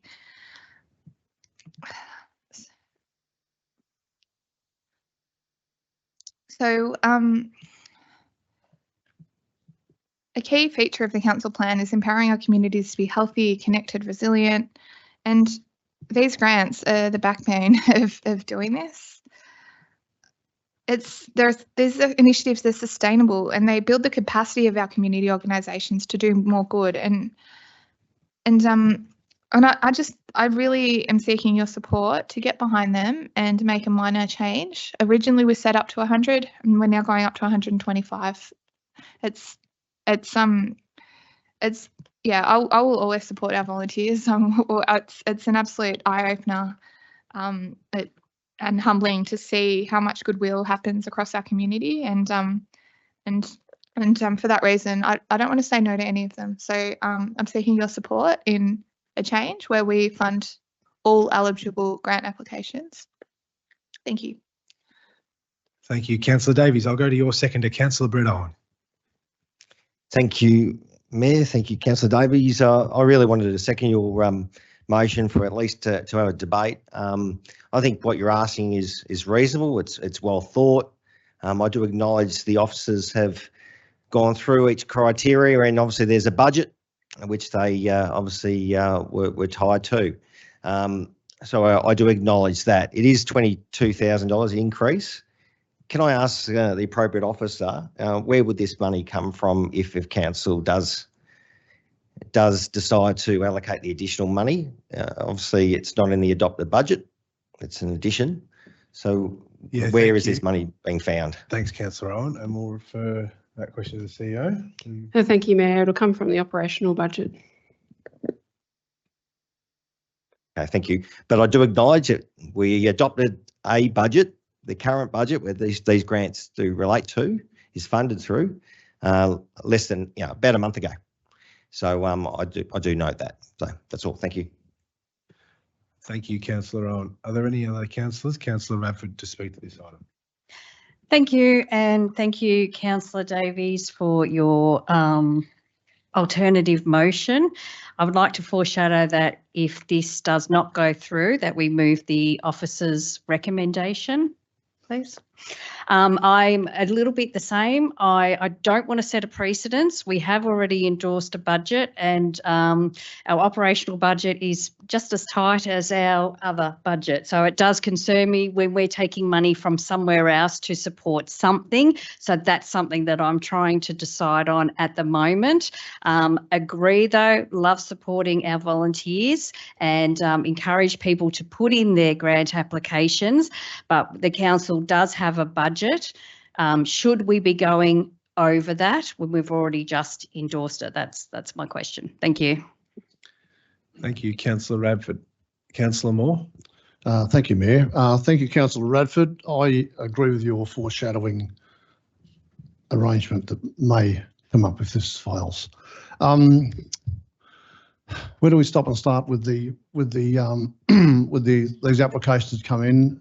They go through the vigorous process of our staff. They go to a lot of trouble to work out who gets the funding, who doesn't get the funding, and for why, and for good reason. And I'm one for supporting volunteers, coming from a volunteer base myself originally, and I know how much that funding means to these organisations that put these applications in. But I still think we need to stop somewhere. As Councillor Radford said, rightly so, we start to set a precedent. Which one do we do next? Do we just keep? Does it just go on? What is the budget worth? It's not worth anything if we don't stop somewhere and say, look, the operation budget. Then we'll have nothing left in the operation budget. So where does that begin? Do we bring that back to council? Do we look at that again? I know we have reviewed. I know that we started the budget in December and we reviewed it in March, April to find out where we're going to get the money from to do that budget as it was. So I'm a little bit amiss of how we're going to find this funding money in this circumstance and for all other things that come up during our discussions. But anyway, I'll leave it there, Mayor. Thank you. Thank you, Councillor Moore. Councillor Carol Ryan. I'll be supporting Councillor Radford on the alternate motion simply because, again, yes, the budget is tight. It was probably the tightest budget we've ever had to do. And there are some reasons why some of them have been rejected on the list. And but I think, some of the objectives are the key objective to the grant program is to support and sustain and address and identify the community's needs and to aim for improving residents' health and well-being. And my computer's just gone off, so I'll ad-lib here.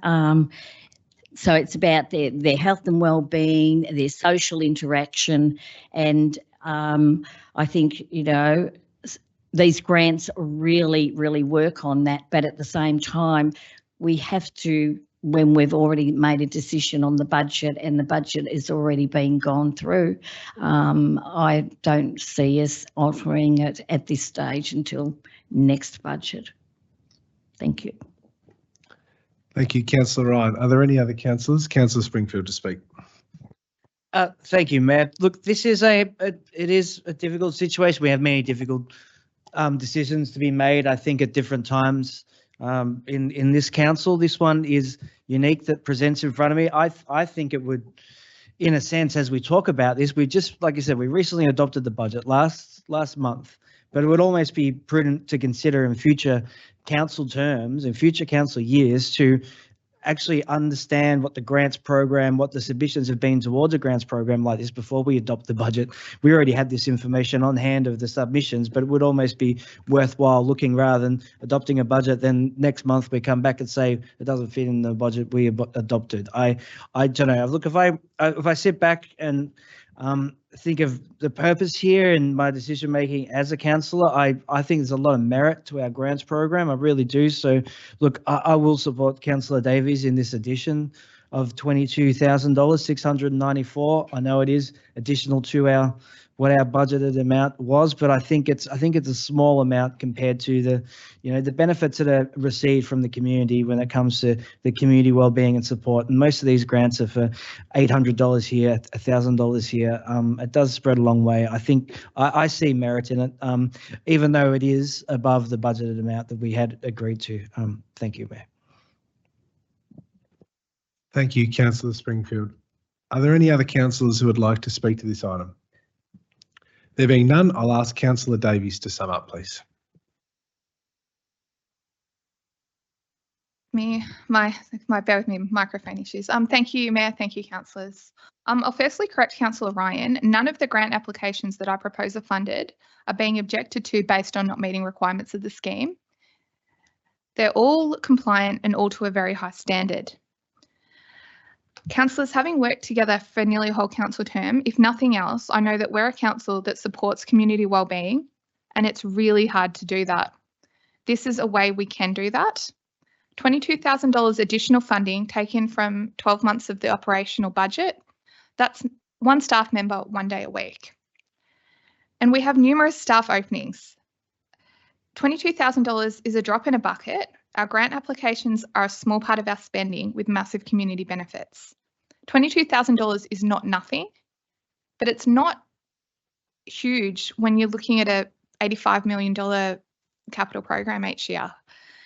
And we do need to stop somewhere. We need to be careful about precedent, but we can also readily and easily do this should we choose. And who benefits? It's community volunteers. As Councillor Springfield said, some of these applications are $800 towards a sign or some uniforms or some Christmas decorations, all things that are delivered, that services that are and benefits that are delivered that, you know, the council couldn't do that. It's all on community goodwill, and it's great community volunteers that are asking for some funding to improve wellbeing across our community. It's verified, it's checked. And originally, council officers proposed $102,000 of grant funding, and they had $125,000 of grant applications that met extensive requirements.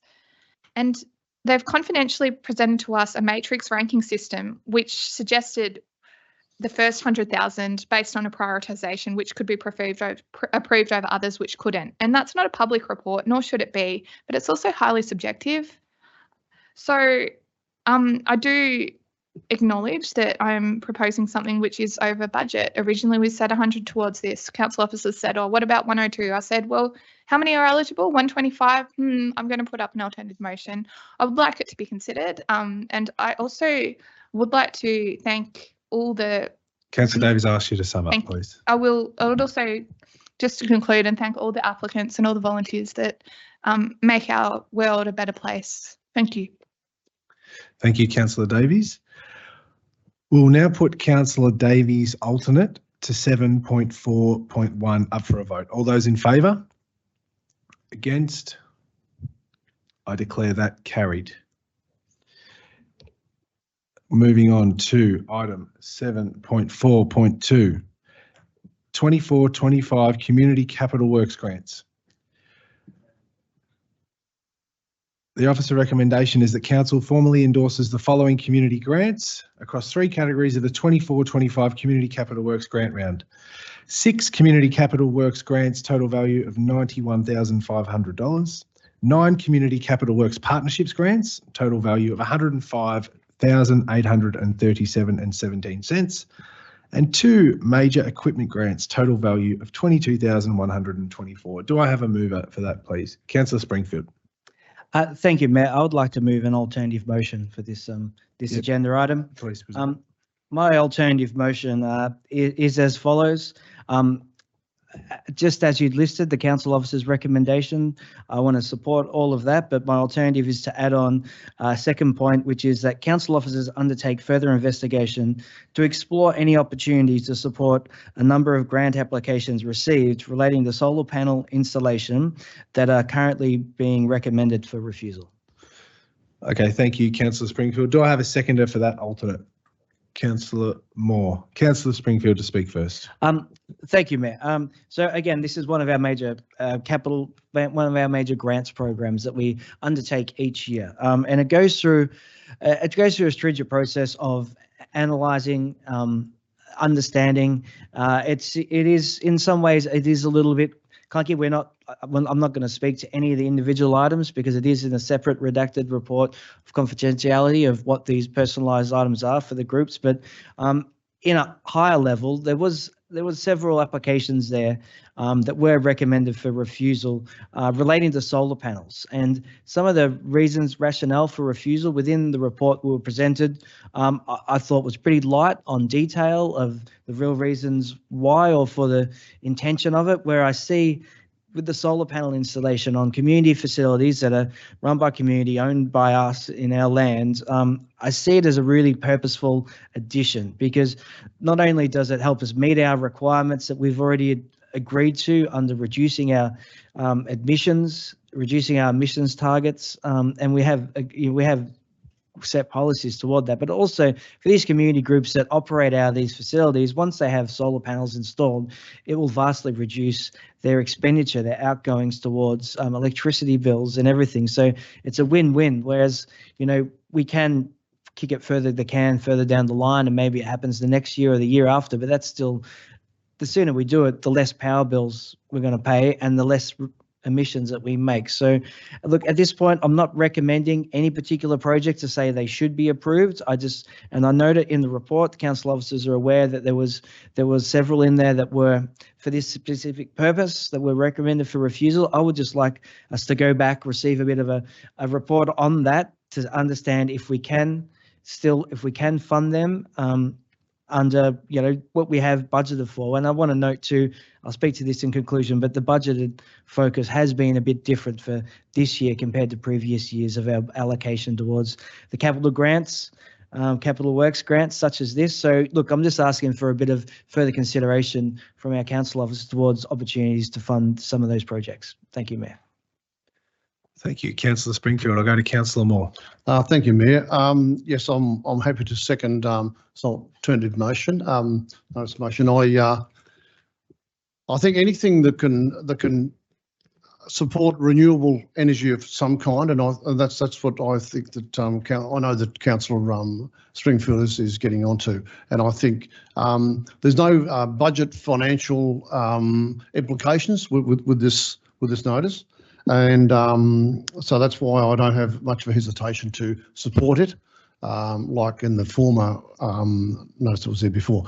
I just think, yes, if the council office may go back and review some of these items that were particularly to do with the renewable power sources, as in solar power, I think it'd be great, because I know that the group that's up in Bunyip are very, very strong in that area, in the Bunyip Brick Reserve, and they're doing a fantastic job there in the solar power region. So I support them, and I support at least a report to come back to see whether we can support it in some other ways, even not even maybe financially. But I know that staff will have to spend time in reviewing these things, and there's a cost involved in that. But for that matter, I support this. Thank you, Mayor. Thank you, Councillor Moore. Are there any other councillors who would like to speak to this item? I see Councillor Colin Ross. Thank you, Mayor, and thank you, Councillor Springfield, for withdrawing and moving this alternate motion. It's really interesting on council how this seems to be one that's gone through to the keeper. On our new facilities, we put solar panels. We're about zero emissions. 20 years ago, we had carbon sink forest here in Cardinia Shire. We're ahead of the times. I find it sort of a little bit sort of interesting how the eligibility and sort of solar panels couldn't be included in looking into these particular grants as a way of improving them and upgrading them. I think it is worthy to go back and have a look and put that in the eligibility, that could be one of the considerations on these grants.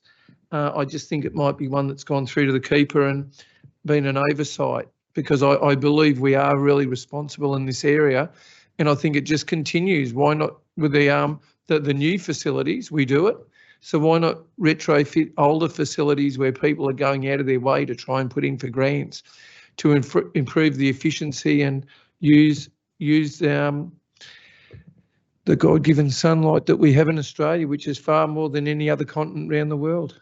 Thank you, Mayor. Thank you, Councillor Ross. Are there any other councillors who would like to speak? I see Councillor Brett Owen. Thanks, Mayor. I support the alternate. I just want to make some comments, and I think Councillor Springfield is going to allude to these comments later on, but definitely the budget allocated to community capital works has been different to other years. Previously, over the years, we would have a line item of, I think, 400,000 thereabouts, and then you can sort of maximise the applications that can be approved. Obviously, we had a set budget, was less than that this year allocated to this program. So because it was a tight budget, we had to make tough decisions. We had to forego some significant capital works and other programs because the budget was tight. So for next year, I encourage the councillors that are around to have a think about this program. It is a great program. I've seen over my years of time so many great projects, bang for buck, community contributing towards a council facility or a DECA facility with their own funds or their own volunteer time. I look forward. I understand council's undertaking review in the program. I look forward to undertaking that and seeing what those changes look like in the future. But I support the motion. Thank you. Thank you. Are there any other councillors who would like to speak to this item? I see Councillor Kay Cameron. Thank you, Mayor. I am in support of the solar panels. However, it'll be interesting to see down the track what happens when the state government start taxing facilities that put more money or put more energy into the grid, because that's what's going to happen. The next thing they'll have to do is to put batteries up to store their own energy. So, but I am in support. Thank you, Councillor Cameron. Are there any other councillors who would like to speak to this item? There being none, I'll go back to Councillor Springfield to sum up.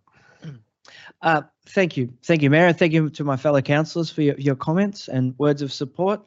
This is a fabulous program, I think, over the years that we've delivered, because we get so much bang for buck, especially the Category 2, where they contribute. Community groups contribute to the facilities they're using, contribute financial. We put financial contribution from our grants program, but we get a lot more legway with that. We get, it really gets a lot of benefit, I think, and it also engages the community to come and tell us what the upgrades they need for the facility they use on a day-to-day basis.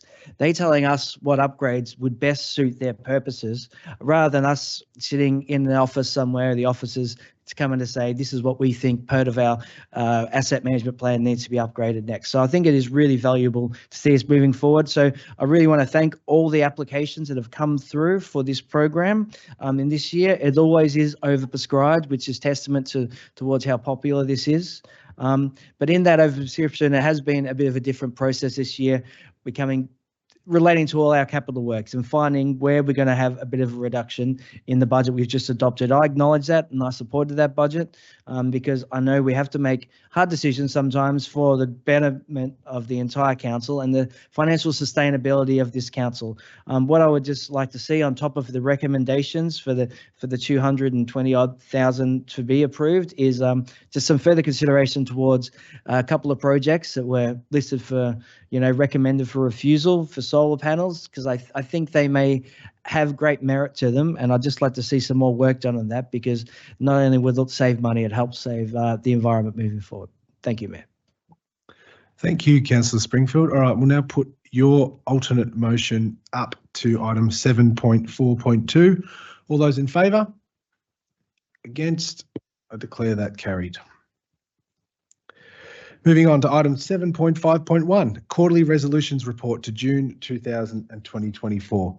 The officer recommendation is that Council note the report detailing implementation of Council resolutions for the period to the end of June 24. Do I have a mover for this item, please? I see Councillor Radford. Thank you. I would like to move the officer's recommendation, please. Thank you, Councillor Radford. Is there a seconder? Councillor Springfield. Councillor Radford to speak first. Thank you. So this is a report that details all resolutions made for the quarter ended 30th of June 2024 and includes the actions taken to implement these decisions. The report does not include matters listed for noting.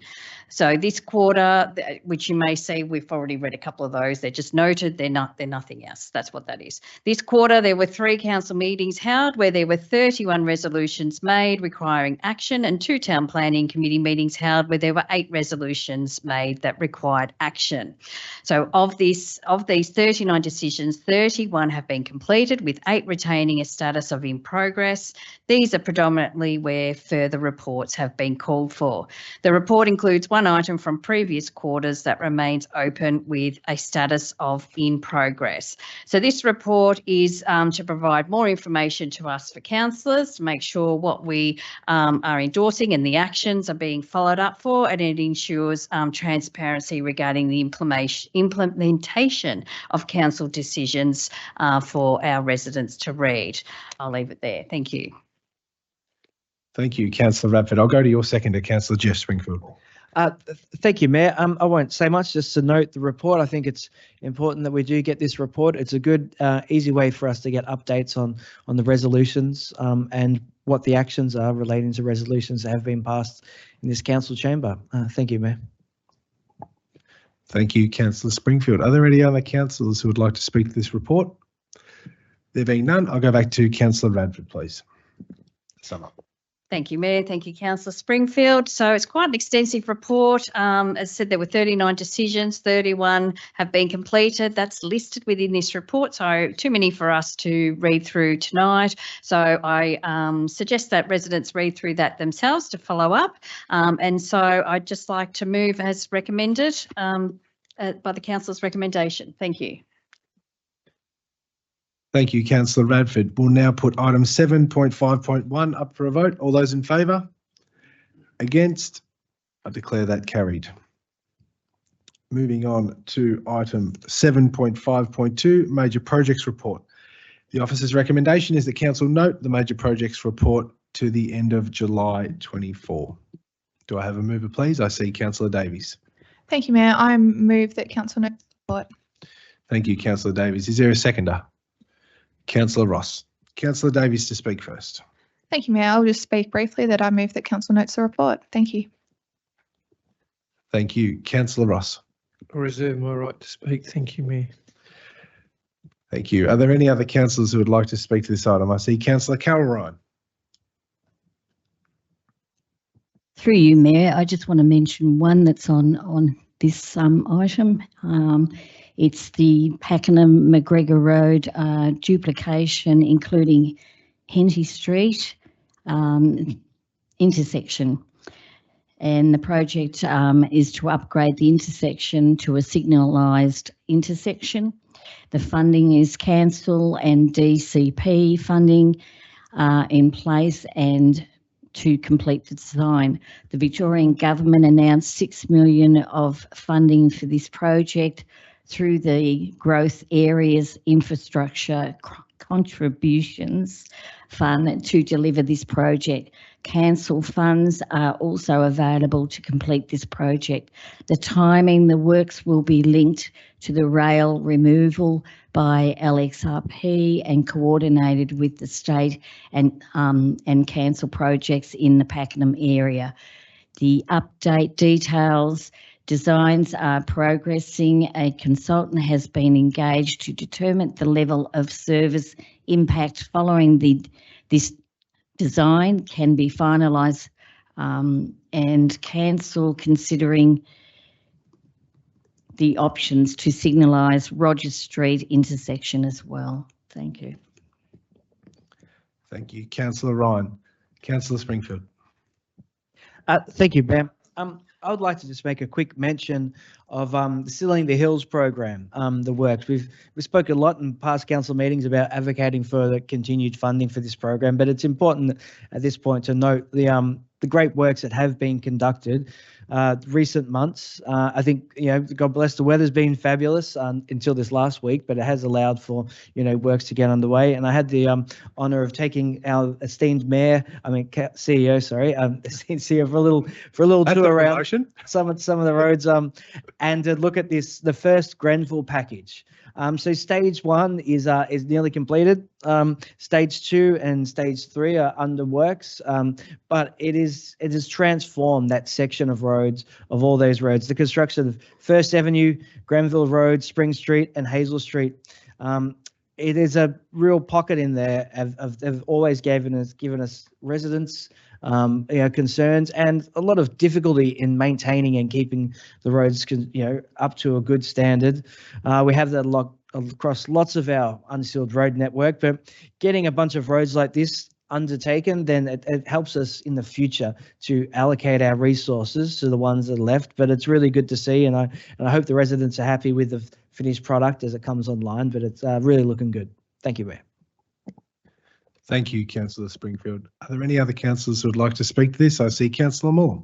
Thank you, Mayor. Just a couple of short ones. I'd like to highlight an outfall drain being piped, which is great to see an open drain being piped in local, right in the centre of Garfield and Bestwick Street. And I want to thank Peter Benesic and his team for getting that done, because it's been waiting for a long time for that open drain to be done in an open area, an open shopping centre. So it's really great to see that now. Just need the road made, and then it's all all systems go. So it's really great to see something happening in Garfield. It's really fantastic. And the only other one I've got to mention is the Cannibal Creek Reserve Community Centre in Garfield North. Of course, it's been held up with some objections there from the local community, which has put a bit of a hold on it at the moment.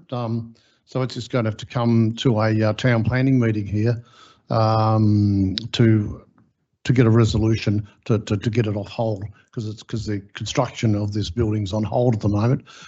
So we may have to put in an extension to the Victorian Government Growing Suburbs Fund to keep the thing rolling, because I'd hate to see that thing not built, that building, because that hurting the community of Garfield North after the fires. This is what the gift from the government and from us is back to support that that hurting community. So be ashamed to not see that building constructed, and it's a modular system like I was talking about before. So it's a win-win thing. So it's good to see it come to council and hopefully get through prior to the caretaker period coming in, and that's a pretty fine line. A big ask from me, but I'm sure the staff are right behind it, and they will help get this through in that time. I hope so. Thank you, Mayor.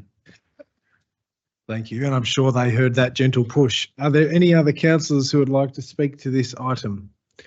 I'll go back to Councillor Ross, who reserved his right to speak. Thank you, Mayor.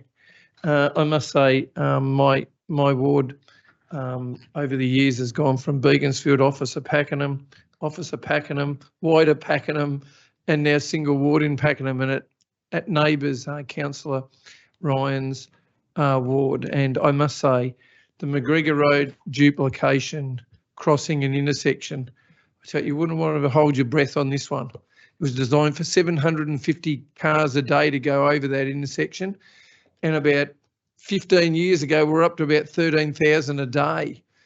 Council duplicated one end of it and spent the money. We duplicated the other end and spent the money. We wanted the state government to put money in to duplicate the bit that we couldn't pay for in the middle, which was across the train crossing. They wouldn't do it. It's just amazing. It took that long, and now they've finally put in $6 million. We even paid for the design at one stage with the Vic Rail designers to do it, to make it easy for them. It's about time. I think it'll be really, really good. I think they were going to be embarrassed, to be honest, having all the money spent on the whole rest of it, and having this crossing that goes to 2 lanes in the middle of it should have been done a long time ago. It's been a long time to wait for this. And I'm sure the residents in Pakenham who go from north to south and move around to go into the main shopping area will be absolutely rapt to have this area made properly duplicated and have lights there as well. I can't wait for this, but I won't hold my breath. Thank you, Mayor. Thank you, Councillor Ross. I am one of those residents. I'm absolutely excited. I'll go to Councillor Davies, the original mover, to sum up, please. Thank you, Mayor and councillors. I move we note the report. Thank you. We'll now put item 7.5.2, the major projects report, up for a vote. All those in favour? Against? I declare that carried. Thank you, councillors. Moving on to item 7.5.3, State Projects Update Report. The officer recommendation is that Council notes the updates and achievements of the major projects detailed in this report, and notes the effectiveness of Cardinia Shire Council's management approach to state infrastructure projects, which focuses on project management and facilitation, advocacy and collaboration across all levels of government and stakeholders. Do I have a mover for this item, please? Councillor Carol Ryan. Through you, Mayor. I'd like to get noted that I'm in support of the officer's recommendation on this. Thank you. Do I have a seconder for that? Councillor Moore. Councillor Ryan to speak first. Thank you, through you, Mayor. The Council's major projects business unit has played a role in managing sufficient projects in cooperation with various state government agencies. The Victorian Infrastructure Delivery Authority is at the forefront of these initiatives, overseeing crucial infrastructure developments such as the level crossing removal project, now in conjunction with the Rail Project Victoria, as well as the efforts of the Victorian Health Building Authority and Major Road Projects Victoria. This includes the expansion of the Big Build Road incentives. So advocating with state and federal investments in essential transport and health infrastructure has been a hallmark of the Council's efforts within Cardinia. From the outset, the Council has actively encouraged its officers to work in partnership with the state government with collaborations aimed to strongly advocate for and influence the outcome of some of these projects, ensuring that the best possible results for our community. And some of these relate to the level crossing project from the LXRP was Pakenham, the 3 rail over road bridges and 2 stations, the Brunt Road Officer Road over rail bridge, the Station Street Officer Road closure, Station Street Beaconsfield, the over rail bridge, Nanagoon Station car park upgrade, and I'll leave that for some of the other councillors to speak on. But I did want to bring one up that was standing out, and it's been a continual question from the community, is the Pakenham Community Hospital, the Victorian Health Building Authority. The Pakenham Community Hospital is being delivered by the Victorian Health Building Authority. The project includes the establishment of a community hospital in Pakenham that will provide a range of integrated health and specialist services. The council officers are cooperating with the project team to integrate the hospital design with council's planned upgrades with Drake Place and John Street and the open space corridor being delivered by the Pakenham Level Crossing Removal Project. Council officers are also working to ensure the project applies to crime prevention, the environmental design principles to the best practice to improve community safety within Pakenham Major Activity Centre. I'll leave it there, Mayor, at the moment. Thank you, Councillor Ryan. I'll go to your seconder to speak. Thank you, Mayor. Thank you, Councillor Ryan. I do note that that these, we talked about budgeted items before. These are unbudgeted items that are state and federal funded, and I think that they're a great thing to report on, because local governments play a crucial role in representing and addressing the needs of our community. By taking the initiative, which we do, to collaborate with state government departments, Council has demonstrated the capacity to lead and advocate for improved outcomes for each of these projects that have been listed, which I ask the community to read. This proactive approach ensures that the community needs are not only recognised, but are given the necessary attention. Such partnerships, and they are great partnerships, are essential for the successful implementation of these projects that have a direct impact on the well-being of our residents and our community. So it's as they're listed, we know what they are, particularly the rail, over rail, and the revitalisation throughout the Pakenham Main Street, which is going to be something else to see. I know that we're looking forward to seeing these upgrades throughout our community. Thanks, Mayor. Thank you, Councillor Moore. I'll go to Councillor Tammy Radford. Thank you, Mayor. Thank you, Councillor Ryan, for withdrawing this one. I just wanted to highlight one myself in Officer, which is the closure of Station Street Officer. That was to prevent, well, to remove that whole crossing and the backup of traffic there. But it is a contentious one because we do need to have, there needed to be an alternative north-south arterial road to be constructed prior to the closure of that level crossing. But the level crossing removal people decided that they needed to remove it, and the Department of Transport and Planning is responsible for delivering the North-South Arterial Road, but currently does not have funding for the project. So this is where this council's major projects business unit really is important for council, because they will continue to persistently advocate to state and our federal partners for the importance of that north-south arterial road and get some funding for it and get it done.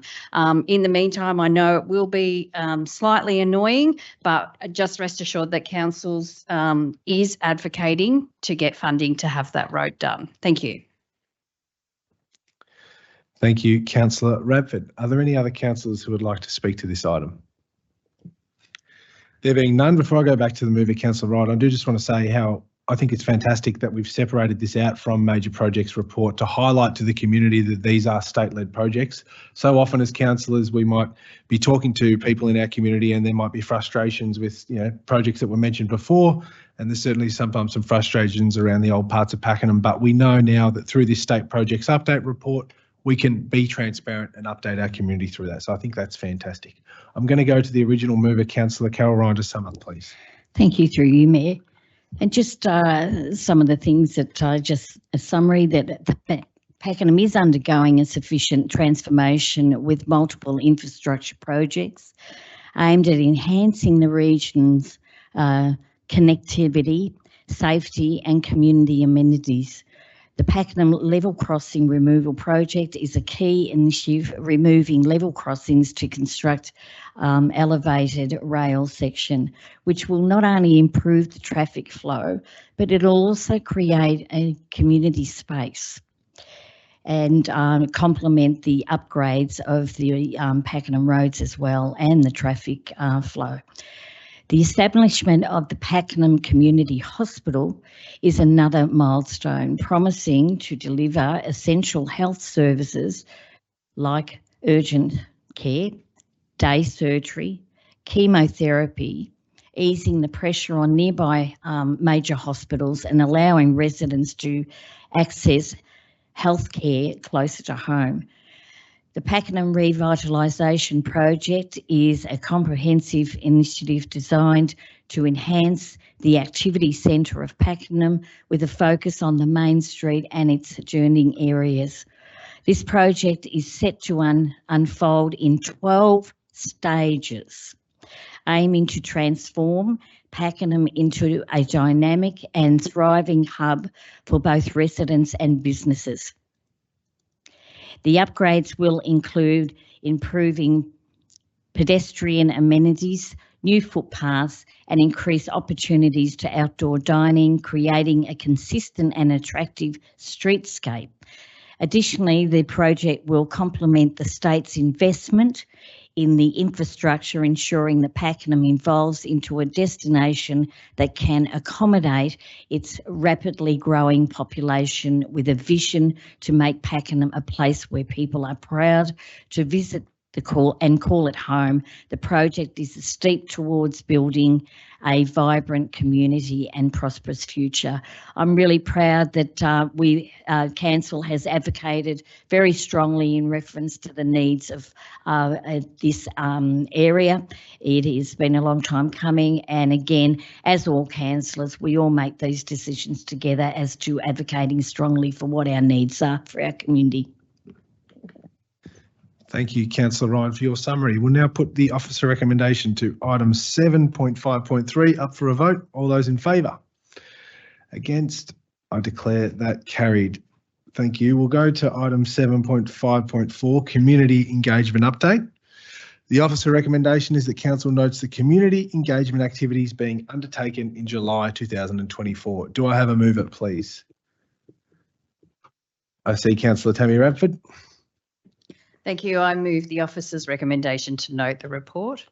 Thank you. Do I have a seconder? Councillor Jeff Springfield. Councillor Radford to speak first. Thank you, Mayor. So this is a report, monthly report, just to let everyone know what community engagement opportunities are commencing or about to commence or what is continuing. Sorry, it's getting late at night. There's only one community engagement activity currently, which is the WB William Bruce Ronald Reserve in Pakenham. It's at stage 2 community engagement on the draft detailed designs of the playground based on community feedback, which was gained in stage 1. And the period of this engagement is the 8th of July to the 5th of August. And it will include email letter to key stakeholders, present the draft designs on the Creating Cardinia website, and place QR code posters in surrounding areas directing people to the Creating Cardinia site so that you may have your say. Thank you. Thank you, Councillor Radford. We'll go to your second, Councillor Jeff Springfield. Thank you, Mayor. Look, I have nothing further to add because there is only one current program that's up, so I could speak to it again. But look, this is an important report. It gives us all an opportunity when we do have multiple items up there for community engagement to make community aware, because the more engaged they are, the more feedback we can gather from our community towards any projects like this. It's so important. So thank you, Mayor. Thank you, Councillor Springfield. Are there any other councillors who would like to speak to this item? There being none, I'll go back to Councillor Radford to sum up. Thank you, Mayor. Thank you, Councillor Springfield. Yes, so if residents just go to the Creating Cardinia website at any time and you'll see what we're seeking your feedback or suggestions on. And that's it, just to move that we note the report. Thank you. Thank you, Councillor Radford. So we'll put the officer recommendation to item 7.5.4 up for a vote. All those in favour? Against? I declare that carried. Thank you, councillors. That concludes discussion of the agenda items. And before we move into councillor reports and notices of motion, I think it's appropriate that we just have a 10-minute break, just briefly. So I'll adjourn the meeting for 10 minutes. Thank you.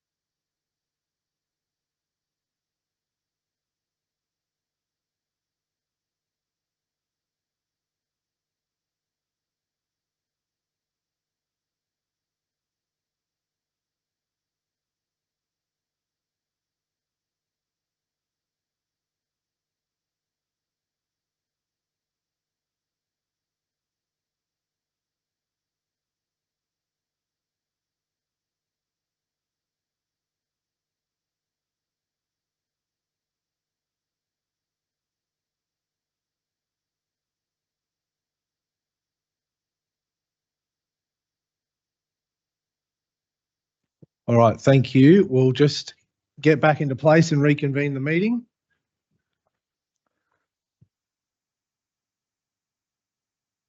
All right, thanks everyone. Let's get started. It's 9:20, so that's our 10-minute interval concluded. So I'll now reconvene the meeting and we'll move straight into agenda item number 8, which is councillor reports. Now, given the late hour, I would ask councillors to try and keep their reports to 3 minutes, if that's possible. Councillors, are there any matters to report? Councillor Stephanie Davies. Thank you, Mayor. I would like to report that the PC3 Pals, which is a collective of Pakenham Christian churches, put together a wonderful collection of baby and kids clothes, equipment, and they run a free market open to the whole community. That was this past Saturday, and over 80 families benefited. So I'd just like to report that this is it's just wonderful to help people. I was very glad they took a carload of unneeded things from my house, and I just want to report that the goodwill in supporting families is something that I value and I appreciate. Thank you. Thank you, Councillor Davies. Councillor Carol Ryan. Through you, Mayor. Yes, I was lucky enough. I went and spent some time with some of the op shops in and around and outside of Cardinia Shire, and just to experience the work that they do, and getting behind the scenes in the dedication, and a lot of these volunteers within these op shops are in their late 70s, 80s. I met some in their 90s, and they've just got so much energy and so much passion for the community and raising money for the community, and giving grants, giving money out to needy environments, and and just to see that they were more worried about giving me cups of teas and biscuits, and I kept saying no, I want to keep involved, but also seeing that some of the things that they do face with some customers coming in, and can be quite abusive at times, and these people are elderly people. So I think what I've learned is that our community, wherever it is, whatever shire it is, we need to respect our volunteers, and we also need to respect the fact that we show respect for them, because they're doing it in their own time, and eventually, hopefully, you'll pick up from that and move on. And I was invited to a mental health and wellbeing workshop, and the workshop was in reference to people that worked in the mental health industry, which past and present. And because of all my years in working in mental health, the workshop was really great. So they were making comparison of health and wellbeing and the difference with mental ill health, the structures, what can be improved. We came to the conclusion that we need more qualified staff in a lot of the environments that are lacking staff and are overworked, and the numbers are rising, because it's 1 in 4 that experiences some sort of mental ill health and mental health and wellbeing. So, and also looking at the structure of local doctors, the numbers are not enough to cover what's in our community, and from that, I actually was lucky to win an award, because I've been advocating for mental health since 1970, and so they acknowledged the actual time that I've put in there and the contributions that I make to mental health. And as I said, I will keep advocating until the day I can't advocate anymore. So it was a bit of a shock. I wasn't aware that was happening. So that's all I've got to report. Thank you, Mayor. Thank you, Councillor Ryan. Councillor Tammy Radford. Thank you. I just wanted to make mention that I was invited along with Councillor Owen to make a mingle in Beaconsfield. It was fantastic, and it was a large number of people that had that go to Make and Mingle, maybe 50 or something, and there's the Beaconsfield Child Playgroup there as well. So we were invited to speak, just give them updates on council and provide any information that they may be looking for. But again, it's just of all ages, a great group of people that come together to just have a chat, have a coffee, have some morning tea. Some were sewing, some were knitting profusely and madly, some were drawing, and some were sewing. So there was lots of different activities going, but it really was a great social experience. I absolutely loved it, and thank Make and Mingle for inviting myself along with Councillor Owen on that day. Thank you. Thank you, Councillor Radford. Councillor Grahamore.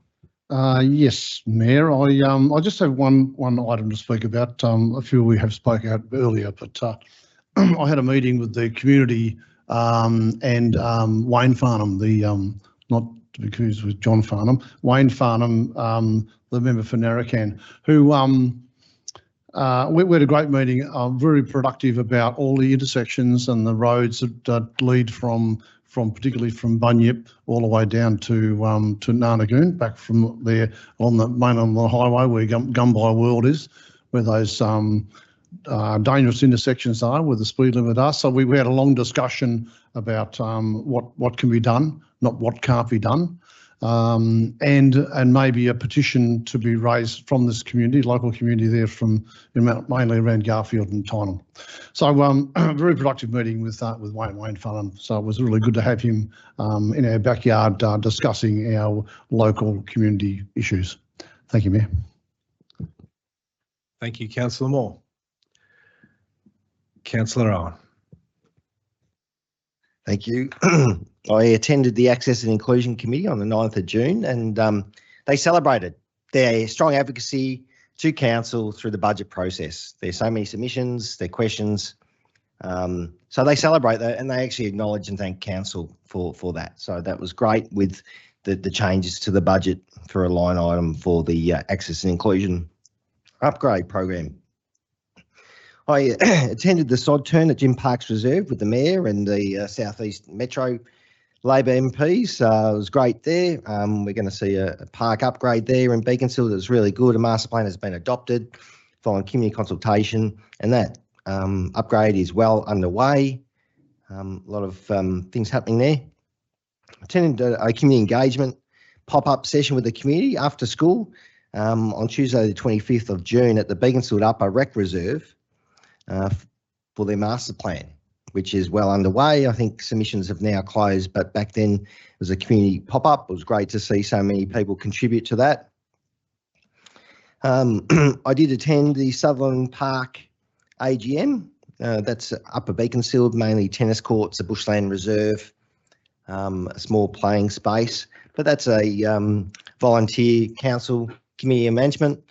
Very familiar faces on that committee. I've attended their AGM several times, but the same faces re-elected, which is great, but they're really passionate about that reserve. And finally, really excited about the Officer Rec Reserve Community Asset Committee in conjunction with Cardinia Shire Council is proud to announce the official renaming of the reserve to the Rob Porter Reserve. The official ceremony is going to be on Saturday, the 3rd of August at 12:30 p.m. So the community is invited to the renaming of that reserve. I look forward to the day. Thank you. Thank you, Councillor Owen. Are there any other councillors with matters to report? Councillor Colin Ross, just waiting for an introduction. Thank you, Mayor. Just a couple of quick things. I attended the Cardinia Shire Safer Communities Partnership meeting. That's an amazing insight into the community safety and the fact that so many organisations are aware of what goes on locally, and in particular, you go. Let's go off. Back on, fantastic. And the fact that the police and all the different organisations work together to try and make sure that the community feels safe. They're aware of so many things that the community have no idea that they're aware of, and they're watching and they're trying to do things behind the scenes to make sure that it is a safer place. I know council see it as a real priority, so we host the event, and it's a monthly event usually. So I look forward to seeing if we can keep improving this area to make sure that the community feels safe. NAIDOC week, last week, they had a luncheon here at council, and we were gifted with a wonderful presentation that gave us a different outlook on things. I always find that with the Indigenous community, they always seem to give us another story that enlightens us onto so many more things that we just weren't aware of. I want to thank them very much for making everyone feel welcome. It was the first time we had some food that had an Indigenous slant on it, which is wonderful. So there was a little bit of traditional flavours put into the food that we had for the luncheon. It was extremely well attended by council, who said it's a real priority to try and make sure that we connect with all of the community we have in Cardinia Shire, including our Indigenous original landowners of the land on which we stand. Thank you, Mayor. Thank you, Councillor Colin Ross. Are there any other councillors with matters to report?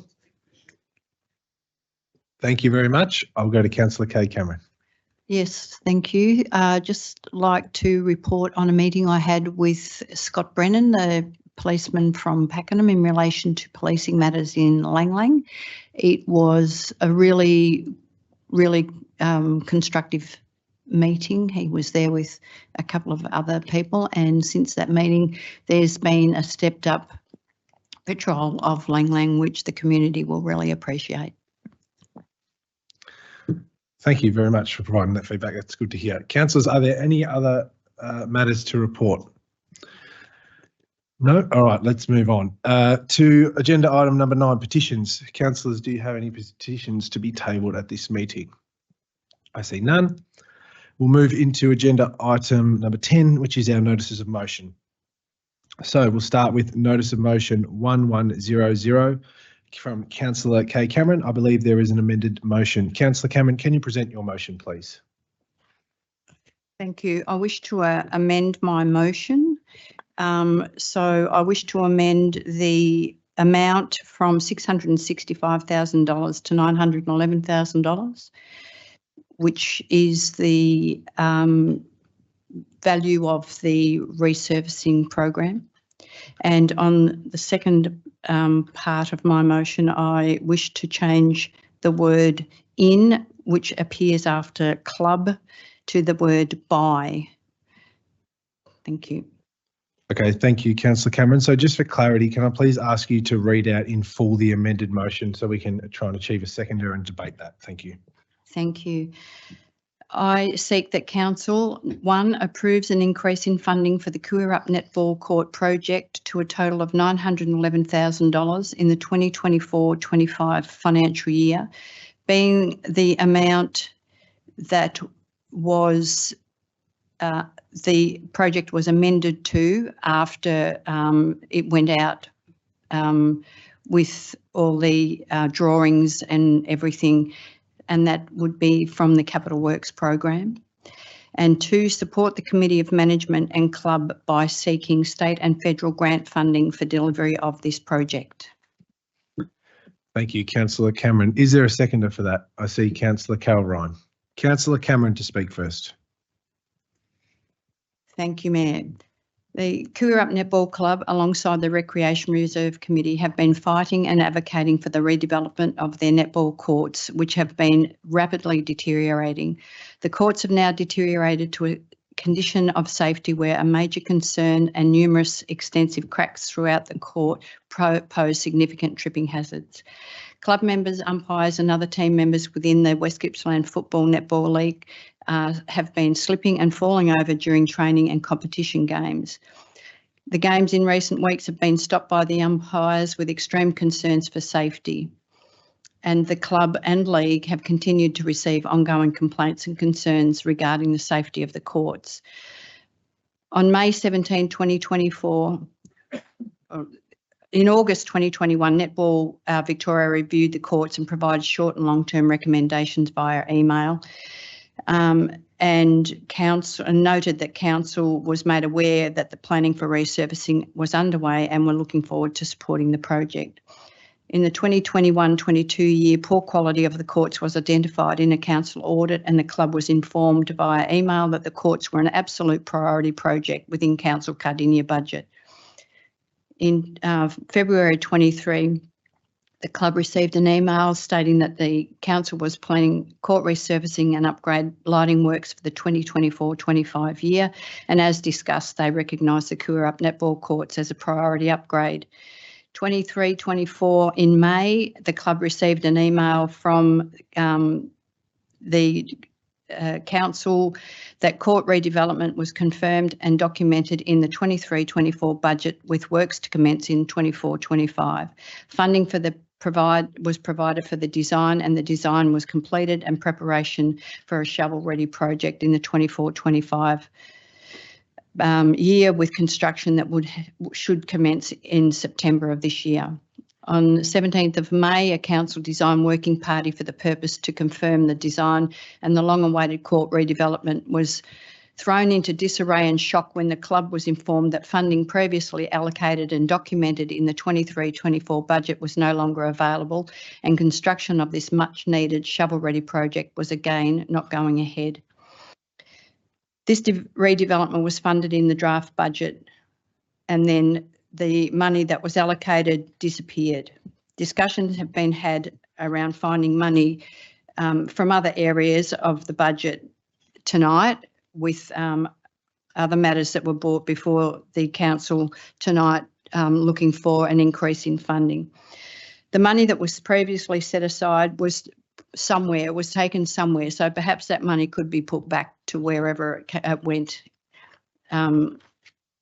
when it disappeared from the budget. I'll hold it there and let my seconder. Thank you, Councillor Cameron. I'll go to the seconder, Councillor Carol Ryan. I'll reserve my right at the moment. Thank you, Mayor. Thank you, Councillor Carol Ryan. I'll just make a note of that. Are there any other speakers to this item? I see Councillor Stephanie Davies.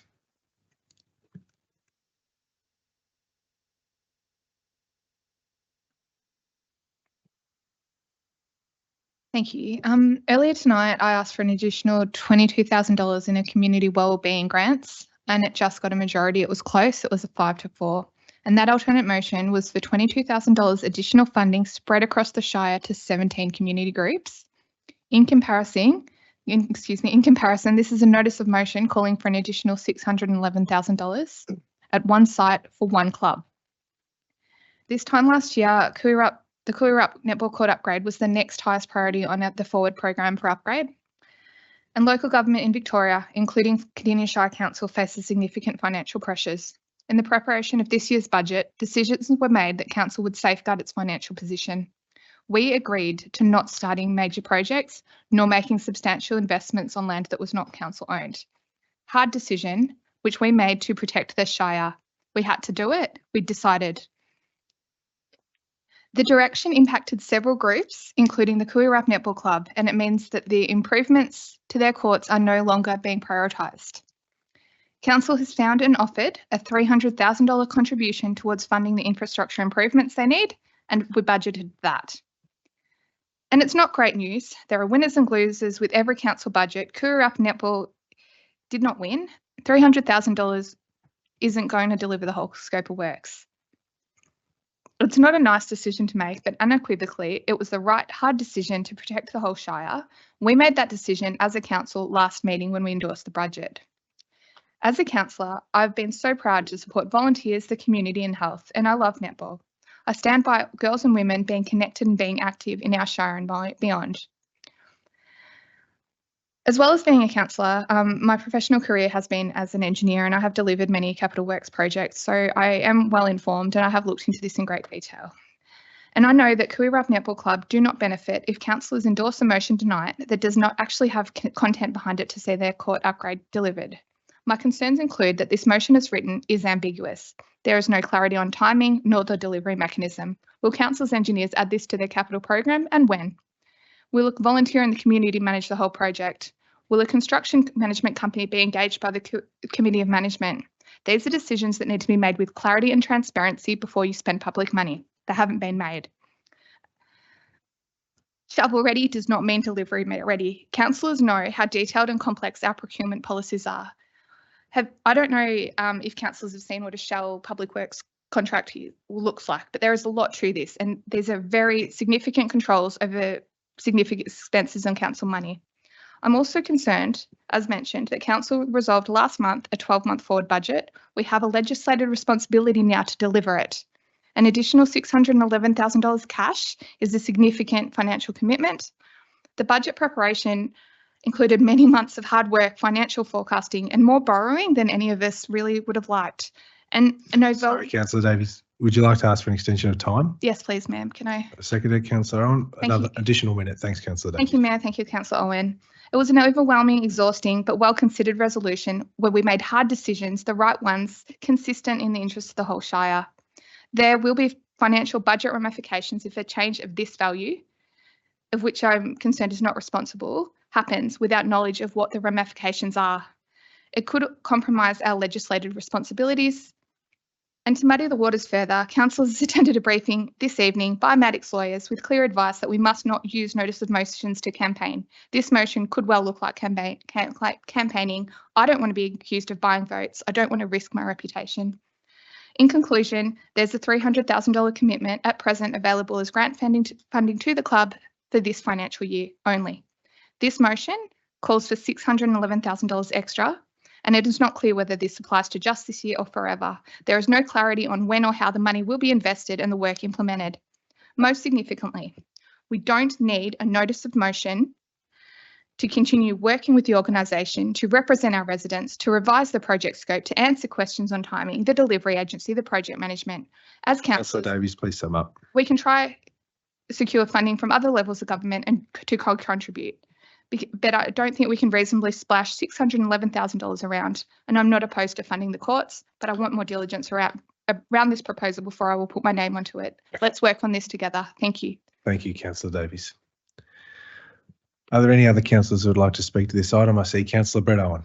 Thank you, Mayor. I do acknowledge Councillor Cameron's strong advocacy. I do acknowledge there is concerns regarding the courts, but I'm sort of aligned with Councillor Davies. We went through an extensive process just over a month ago, and I do acknowledge some people voted against the budget, but we did go through a process, probably a 7th, 8th month process regarding the budget, and we made some difficult decisions along the way. This was one of them. You know, what I would like to foreshadow is a separate motion, you know, asking council officers to prepare a report regarding the condition of the netball courts to determine what's required and funding opportunities, both state and federal grant opportunities to possibly fund this to address the concerns raised. Along those lines, I'm just not happy with allocating $600,000 without that full information to councillors. Following we've just adopted the budget. Thank you. I'll just get you to pause there. Have you finished? Yeah. All right. I'll just check whether or not we can foreshadow a motion like that during, and I don't think we can. I'll ask our manager of governance or our CEO. Yeah. Our view on that one would be that we can't foreshadow an alternate motion to the notice of motion. It would need to be put up as a new notice of motion to another council meeting. Okay. All right. With that in mind, I acknowledge that. I would like for council to look into this further, investigate what options is available from the state and federal governments before we allocate any further unbudgeted funds to this project. Thank you, Councillor Owen. I'll go Councillor Moore. Thank you. Councillor Ross. Thank you, Mayor. Yes, I will not be supporting this notice of motion for this amount of money. Tonight, I've made it quite clear that anything over and above budget, even the $22,000 I was against, I would not support, let alone going from even the $665,000 was the original amount, bringing it to $911,000.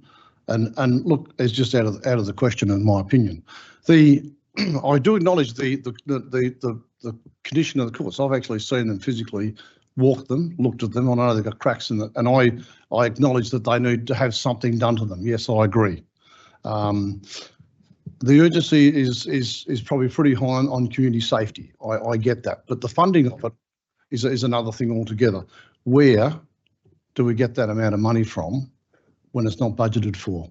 Even the $300,000 that we agreed to at our budget was stretching our budget funding at the time. Being a deck of ground, of course, I've got to keep that out of it because I think it's just incidental when it comes down to what our community needs.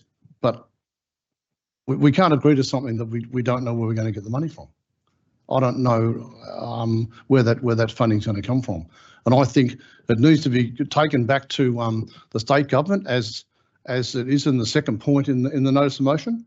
Taken back to state and federal, and getting them somehow to deliver some of the funding to go back in. So I won't be supporting this notice of motion, even though I'm supportive of the club. But how they fund it is going to be another thing, because I was led to believe that the club themselves were going to do the works with local contractors, and I believe they can, and do it at a budgeted type figure, and still have the project done on time for next year's start. But I'll like to know where I was misled or where that's wrong, but that's what I was led to believe. So I won't be supporting this amount of money. The $300,000 was enough for me. Thank you, Mayor. Thank you. Councillor Ross. Thank you, Mayor. In speaking to this, I just find it absolutely astounding how it's grown to this position. Community safety comes first. Women in sport in community safety. It was meant to be a #1 priority at the head of the list. It was budgeted for, as Councillor Cameron read out. It was funded. It was in the budget. It was meant to be done. Then all of a sudden, it's gone. And someone said, where did the money go? It's gone somewhere. Some other project has got the money that was meant to go there because it was in the budget, and we don't know where it's gone. So someone else has benefited by this group I haven't even heard of in women in sport in Cardinia Shire, or sport being stopped because the grounds are unsafe and the umpires have to stop the games. I mean, if this was football, it would get fixed. If it was cricket, it'd get fixed. If it was other sports, if it was the basketball stadium, they'd be fixing it in 5 minutes flat. Kids wouldn't be running around in holes. But because it's where it is, obviously, and the money's gone somewhere, do you know what? As I said at the budget time, I just find it astounding that something like this can be missed out. The money's gone somewhere. I'm going to be supporting it, and we're going to work the problem. If people vote for it, we'll work the problem. We'll find a way. But I'd like to know where it went as well. As Councillor Cameron said, it's gone somewhere. Some other project has benefited at the expense of that project. Anyway, thank you, Mayor. Councillor Springfield. Thank you, Mayor. Look, firstly, I commend all councillors here wanting to support the clubs, wanting to support this club, and I commend Councillor Cameron wanting to support her local club in her ward to achieve great outcomes. But there is many needs across the council, and so I can't support this notice of motion to include an increase of $600,000+ for this project this time without, we've never had a presentation on this to say this is the detailed design, this is what it's intended for. I know several councillors have mentioned, where's the money gone? I endeavour they should read the adopted budget papers because it speaks to it. The hundreds of pages, which maybe some councillors don't read through, it does talk about where every cent of dollar that comes into this council, where it goes to and where it's expended to. And we did make several changes towards this year's capital works program across the entire council, across the entire gamut of the size of this council for projects that were listed in the forward projections of capital works. And there was amendments made in everyone's backyard and everyone's ward. So I don't think poorly to councillors wanting to support this club and support a great outcome for them, but I don't think it's financially prudent for us to do this. It would have been a much better process to see these arguments presented holistically at the previous council meeting when we adopted the budget, to have an alternative recommendation Instead, there was non-support for it. He said, "I don't vote for this budget." That's not an alternative recommendation. If they had been supported, what could we do? You need to have an alternative recommendation to what we're going to support. And the discussion could have had that we really want to see this money go to this one, and we could look at where the money comes from in the budget. We've adopted the budget, so it's pretty hard to go back now and say we're going to take that $600,000+ and take it away from this thing that's already been adopted within the budget and put it somewhere else. I can't see how that works. I think it would have been an easier process. Again, I really support us moving forward with the club, and I support the state government funding some of this works, funding at least half of this works, and I would support us contributing more than $300,000 if there was a project that was outlined. The state government was going to fund it on the state government owned land, the state government managed land. It's not a council. Council has no management responsibilities in this land to say what can happen or what can't happen. It's completely under Crown lands here, and it makes it very difficult for me to support finding another $600,000 to solely fund this project. Thank you, Mayor. Thank you, Councillor Springfield. Are there any other councillors who would like to speak to this item? Sorry, councillors, can we stop the side conversations and we'll have the debate? Thank you. Through the chamber, through the chair. Are there any other speakers to this item? Councillor Radford. Thank you. And I also agree that it was, Councillor Cameron is doing something, what she feels that she should be doing for an organisation and a group within her ward, and I congratulate you on bringing this forward. I do agree, though, with some of these other comments that have been made. I think there possibly should have been more opportunity leading up to the budget being endorsed to have this discussion. So I look forward to understanding in your final statements why that didn't happen. My consideration has been that I've really struggled to find where it was previously endorsed in the budget. And I've had to ask and ask and ask, and no one can really say where it was previously endorsed. So I look forward to that information as well, being a bit clearer. I could find the Kirirup Netball Pavilion, but I couldn't find Kirirup Netball Courts in previously endorsed budget. So if it was somewhere, I think it had been identified. It had been identified as a priority by council that it does need upgrading, and we all know it does. We've all been there. We know it needs upgrading. I don't think it was previously endorsed within a budget prior. I think it was just an identified priority that needs to be done in the future. So that's where I'm sitting at the moment. I need just a little bit more information, but agree it is a lot of money once the budget has been endorsed to now approve after. Thank you. Thank you, Councillor Radford. Are there any other councillors who would like to speak to this item? I'm going to go back to the seconder who reserved her right to speak, Councillor Carol Ryan, to speak, please. Through you, Mayor.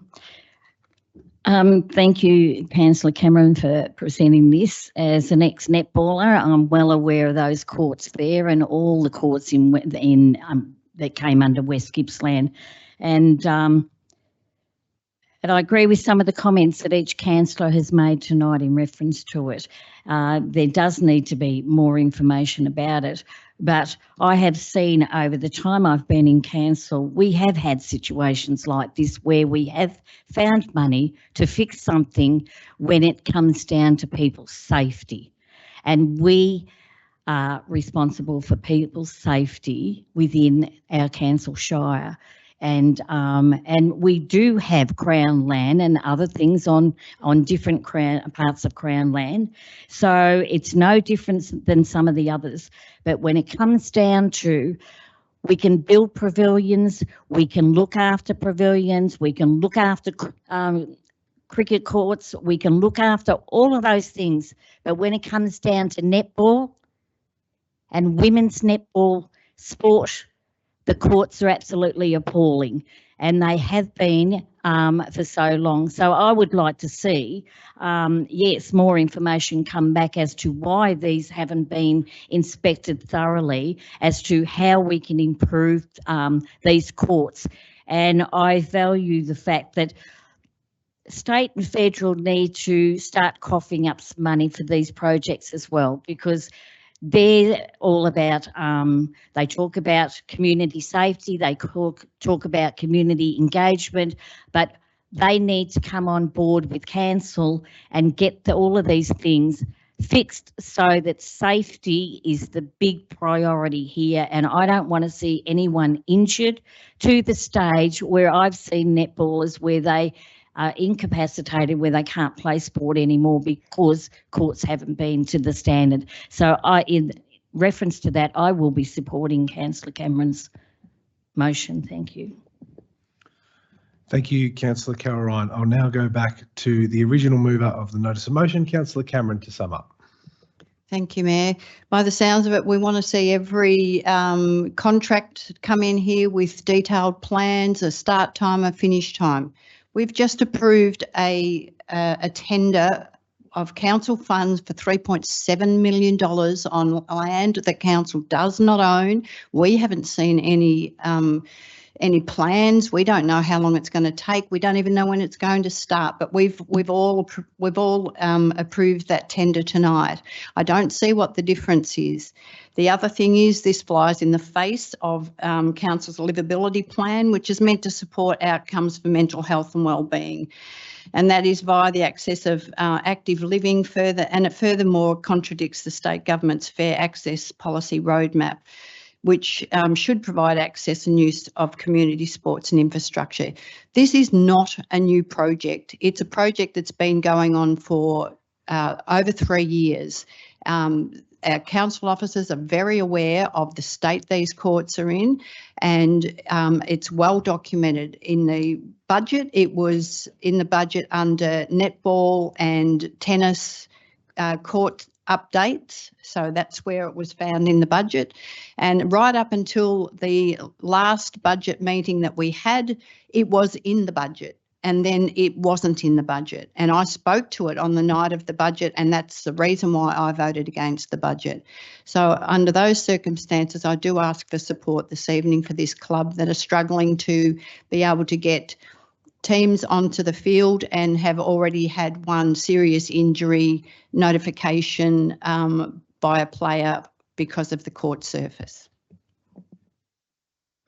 Thank you, Councillor Cameron. We'll now put your notice of motion 1100 up for a vote. All those in favour? Against? Okay, I'll note that. So can I ask those to stand, all those in favour of Councillor Cameron's amended motion? I see Councillor Colin Ross, Councillor Kay Cameron, Councillor Carol Ryan. You may be seated. I'll ask those to stand and be counted for those who voted against this notice of motion. I see Councillor Brett Owen, Councillor Graham Moore, myself, Councillor Jack Kowazik, Councillor Tammy Radford and Councillor Jeff Springfield. And I note that Councillor Stephanie Davies has abstained from the vote.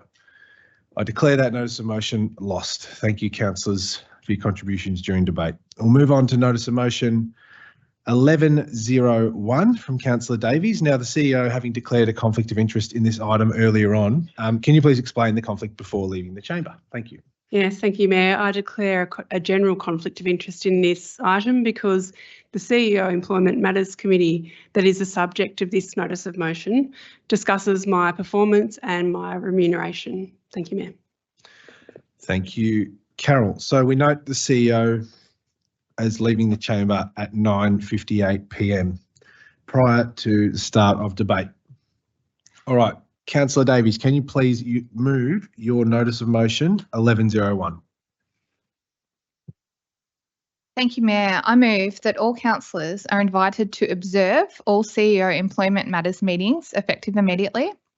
There are no changes to voting rights or participation, but this will allow additional visibility and transparency above the meeting minutes which are issued and uplift the capacity of any councillors who are not delegates to perform this role in the future if required. Thank you. Is there a seconder for that notice of motion? I see Councillor Tammy Radford. Councillor Davies to speak first. Thank you, Mayor, and thank you, Councillor Radford. I'm not suggesting that Cardinia Shire Council CEO, Ms Carol Jeffs, is not a suitable or ideal Chief Executive Officer. She has my support publicly, and I know she has the support of the Mayor and the Council.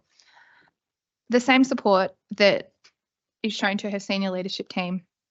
In making this motion, I'm seeking to enhance the councillors' participation in the management of the organisation's CEO. There is no disparagement. This is to put more onus on the council. At present, Cardinia Shire Council has a committee of 3 councillors, the mayor, the deputy mayor and a past mayor, who manage the CEO with the support of an independent chairperson. This is our policy and it's on the Shire's website. And I'm not proposing any significant changes to the process tonight. At present, the other 6 councillors who are not the part of the committee are actually not permitted in the room to observe these meetings. We are allowed to access the minutes. I am proposing that they will be allowed in the room when the CEO Employment Matters Committee meets, and that is all. The councillors that provide the role currently are Councillor Kowalczyk, Councillor Radford and Councillor Moore. Councillor Moore has declared he's retiring. Councillor Radford and Councillor Kowalczyk, as with all councillors, may not be here next year. What does that mean for continuity if Councillor Radford and Councillor Kowalczyk both don't get back in? It's not catastrophic, but it's not ideal. But if all the councillors had improved visibility of the CEO employment review process and were allowed in the room, there is some risk mitigation with enhanced continuity, providing at least one councillor being re-elected, so there is continuity in the council having oversight and management of the CEO, which is our legislated responsibility. Statistically speaking, 1 out of 9 of us returning is more likely than 1 out of 2. And my profession is an engineer and I have worked as a council officer and I'm part of the band. I'm not the conductor. I'm a worker bee as opposed to a queen. I'm not a senior executive. That's a very different role to a project engineer.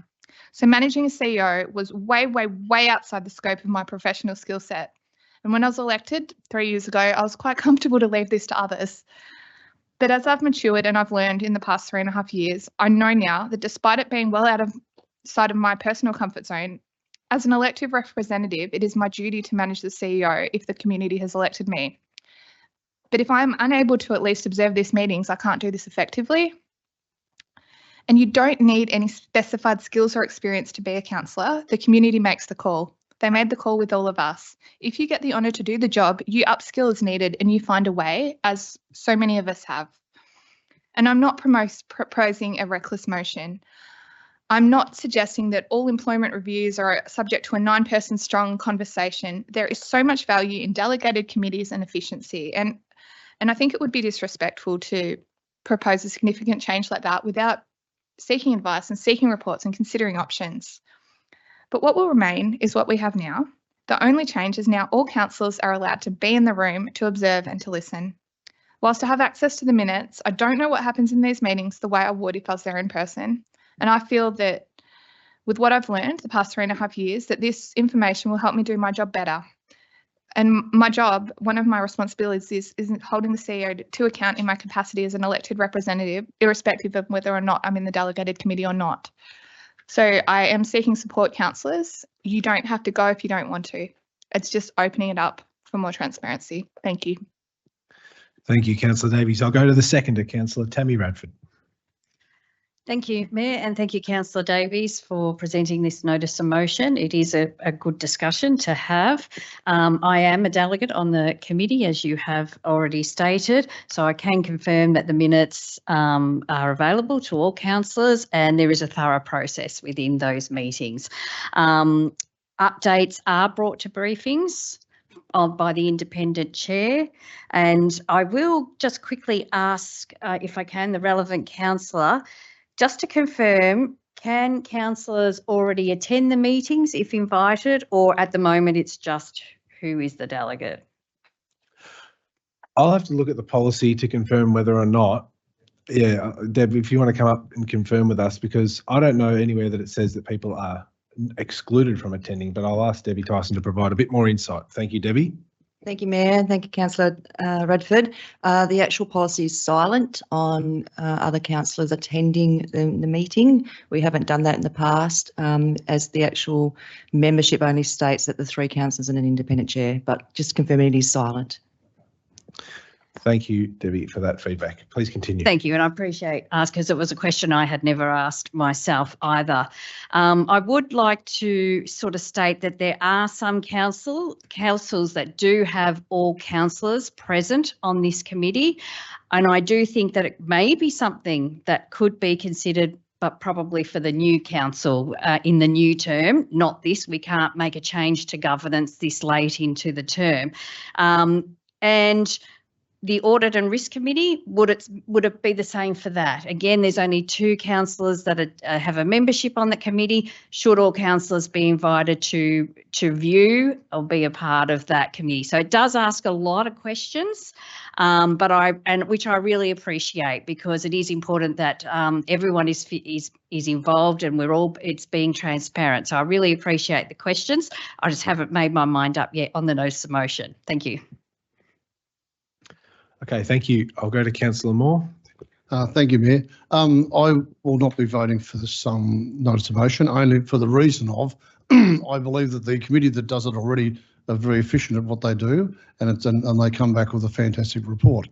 I think it's a bit premature to do it now. There are no more of these meetings to have prior to the new election, and I think that would be something that as stated by Councillor Radford, which is correct. I think the correct procedure would be it's on an innuendo that maybe the Mayor doesn't get back in and the Councillor Radford doesn't get back, but you may. So therefore, it doesn't mean anything if that's the case. But I think those sort of things should be discussed with the new council, I believe, because sometimes the more the merrier can be more confusing, and you have a lot more. You have all the councillors in at a meeting of that nature. It's very complicated, and it's pretty intense. It can be at times. When I've been there, it has. So I think the opportunity to have all councillors at this meeting would only complicate the end result and the KPIs that we have to discuss at the time when the CEO is there at that meeting. That's my opinion, and I'm going to stick with that because that's what I believe, that it could wait. Thank you, Mayor. Thank you, Councillor Moore. I'll go to Councillor Colin Ross. Thank you, Mayor. I've had a different experience being on this committee. I've had the privilege for a couple of years to be on it. I experienced the committee when I first got on it, where I demanded that the previous committee all stayed on it until they got done what they had to get done. It was totally, I feel like the behaviour would have been much better if all councillors had been present or been available to be present, because I feel like everybody would have gone on the journey together instead of bringing a report to here and then having to speak to all councillors and trying to explain it. You can actually see where it got there and everyone would go on the journey.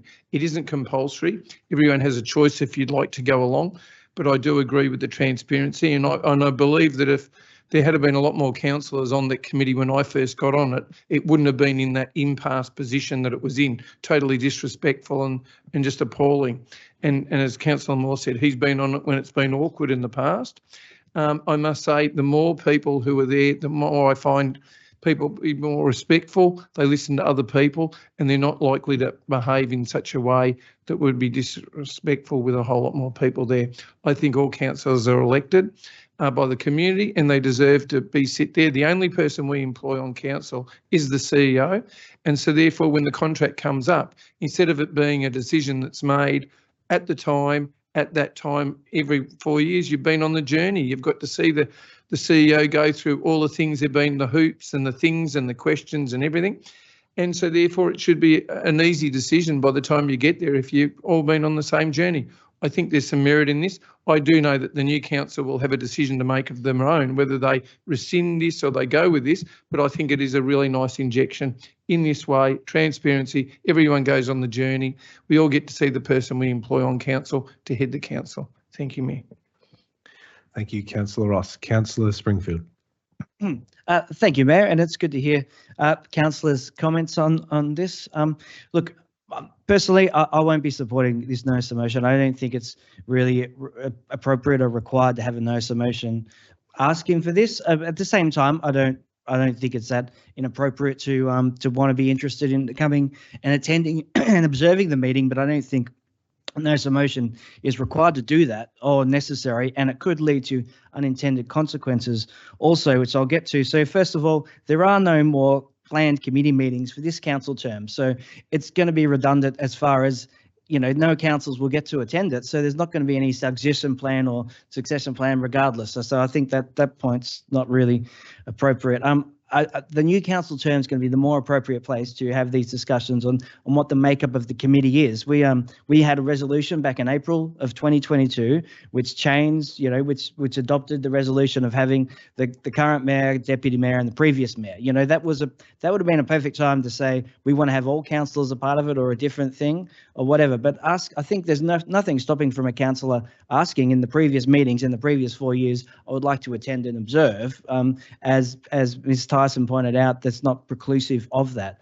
But if we do, if we do pass a notice of motion that says all councillors henceforth must be invited, then that's what will happen. So let's say the next council might have quite a disruptive council, might have some elements of council that are disruptive to this process, that are adamant or aggressive towards the CEO, and we won't have a choice but to not invite them because they're mandatorily invited because we've passed a notice of motion that makes it mandatory. So I think having the option open and that discussion when it comes to the delegation process of the new council term, that would be a perfect place to talk about this and talk about the inclusion of invitations to come along, which I don't think is going to be, would be any way disallowed, or I think could be producive, it could be, supported quite easily, but I don't see the notice of motion to make this at this point in time. It doesn't seem appropriate to me at all, and seems, Thank you, Mayor. Thank you, Councillor Springfield. Are there any other councillors who would like to speak to this item? There being none, just before I go back to Councillor Davies, I think I'll just add, because I am on the committee at the moment, I welcome the conversation. It's been really good to listen to. Thank you, councillors, for bringing up some really relevant points. I actually think it's not a big deal either way if councillors are invited to attend. The reason I won't be supporting it, though, is for that failure of logic that Councillor Springfield mentioned, just around the timing of this notice of motion in the current council term, given that there's no other CEO Employment Matters Committee meetings scheduled between now and the end of the term. I don't think it's relevant or an appropriate use of this council's powers to be making a decision that will only impact the future council.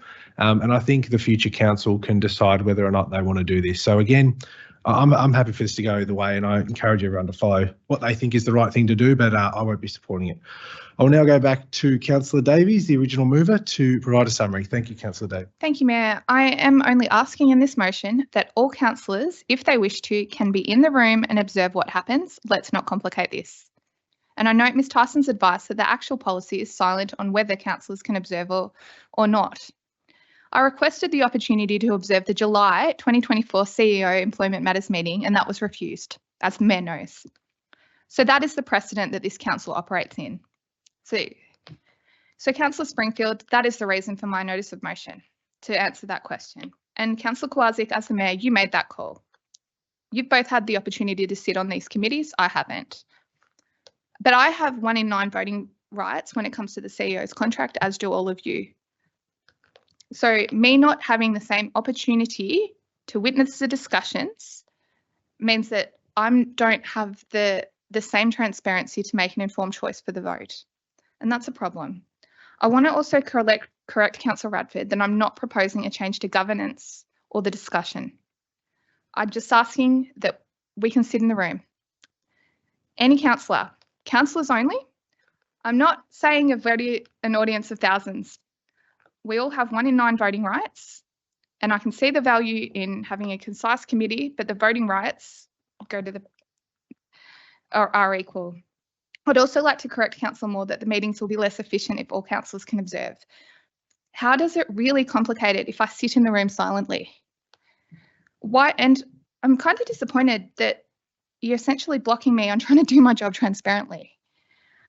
I do agree that the new council should have the opportunity to review the policy and should, but what this is proposing is not a major change. It's actually most disappointing that the councillors who've actually had the privilege to be on this committee are refuting me as a councillor who hasn't had that visibility when I'm sorry, point of order. We haven't actually voted yet, so we were just debating. My apologies. I made that based on comments. I will revise that.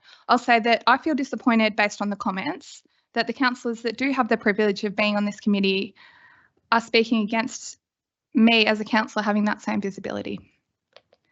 So what I've proposed does not change the running of the meeting, as the proposal is to attend in an observer capacity. Sorry, Councillor Davies, you're going to have to get additional time over time. Is there a seconder for Councillor Davies to have additional time? Councillor Radford. Thank you, Councillor Radford. What I've proposed does not change the running of the meeting, as the proposal is to attend in an observer capacity. It provides an opportunity for all councillors to be involved in the performance committee, and it allows continuity in the event of a changeover of councillors during election periods. I don't see any negatives in this, and I would, however, whilst the policy is silent, I wasn't allowed to sit in the room at the July meeting, and I don't think any councillor should ever be refused if they request to do that in the future, hence my motion. Thank you. Thank you, Councillor Davies. We'll now put your notice of motion 1101 up for a vote. All those in favour? 1, 2, 3, 6. Against? I declare that carried. All right, now we will ask the CEO to return to the council chambers at 10:15, so 10:15, noting that notice of motion 1101 has been dealt with. All right, thank you. We note that. Thanks, CEO. We'll now move to our last notice of motion for tonight, which is Councillor Davies' notice of motion 1102. I note that you have an amended notice of motion. Can you please present that? Correct, Mayor. The revised wording I will read out, but Mr Harris, the Manager, Governance, Safety and Property, has been sent this, and I believe may display the revised wording on the screen if IT works. However, I will read it out. The motion is that decisions made by the organisation to apply the inform approach per Council's community engagement policy are included in the community engagement update reports that are presented to Council. Okay, is there a seconder for that notice of motion? I see Councillor Ross first. Councillor Davies to speak. Thank you, Mayor, and thank you, Councillor Ross. Under Council's community engagement policy, update reports are presented to Council for noting and receiving in ordinary Council meetings. In fact, we noted one in tonight's meeting, item 7.5.4. I'm proposing to make a direction to the organisation that these reports henceforth contain a list of community engagement activities that are happening or have happened that apply an informed approach.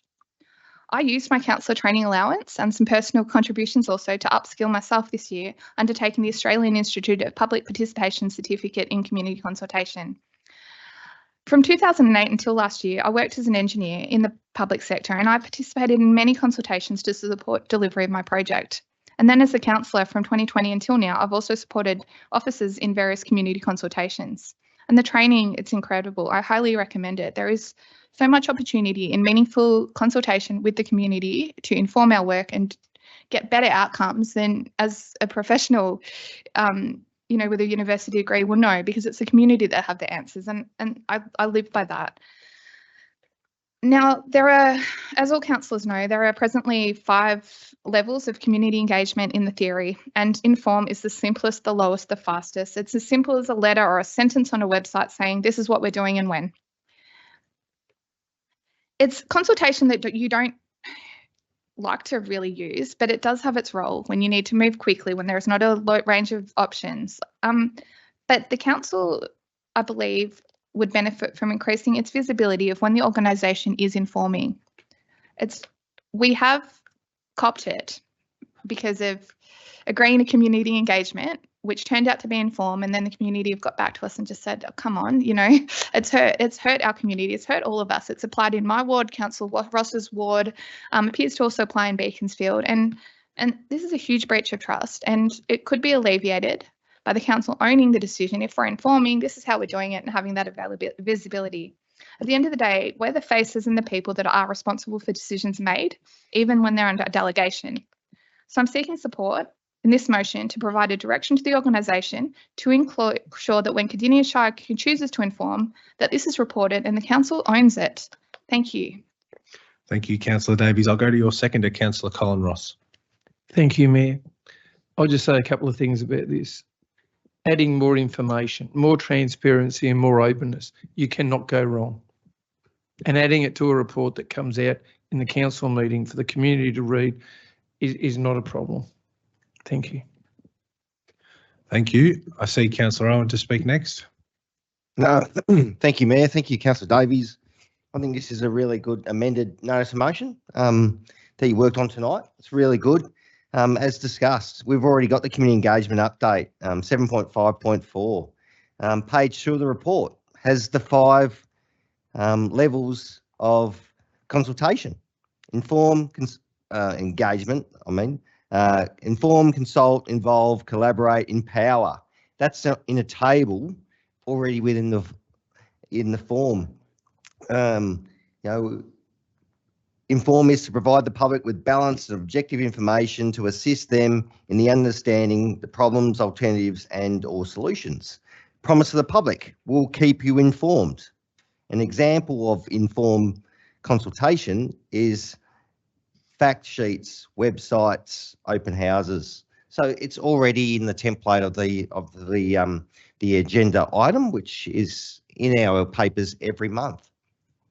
So this motion reassures that informed consultation is in that monthly report, and that can be very transparent. Community can have a look at that, and as they should hopefully do already, and work out what is the informed consultation happening across the Shire. So I welcome your changes to your notice of motion, Councillor Davies. I think it's a good one. Thank you. Thank you. I'll go to Councillor Moore. I have no issue with this notice of motion whatsoever. You. Are there any other councillors who would like to speak to this item? There being, I see Councillor Cameron.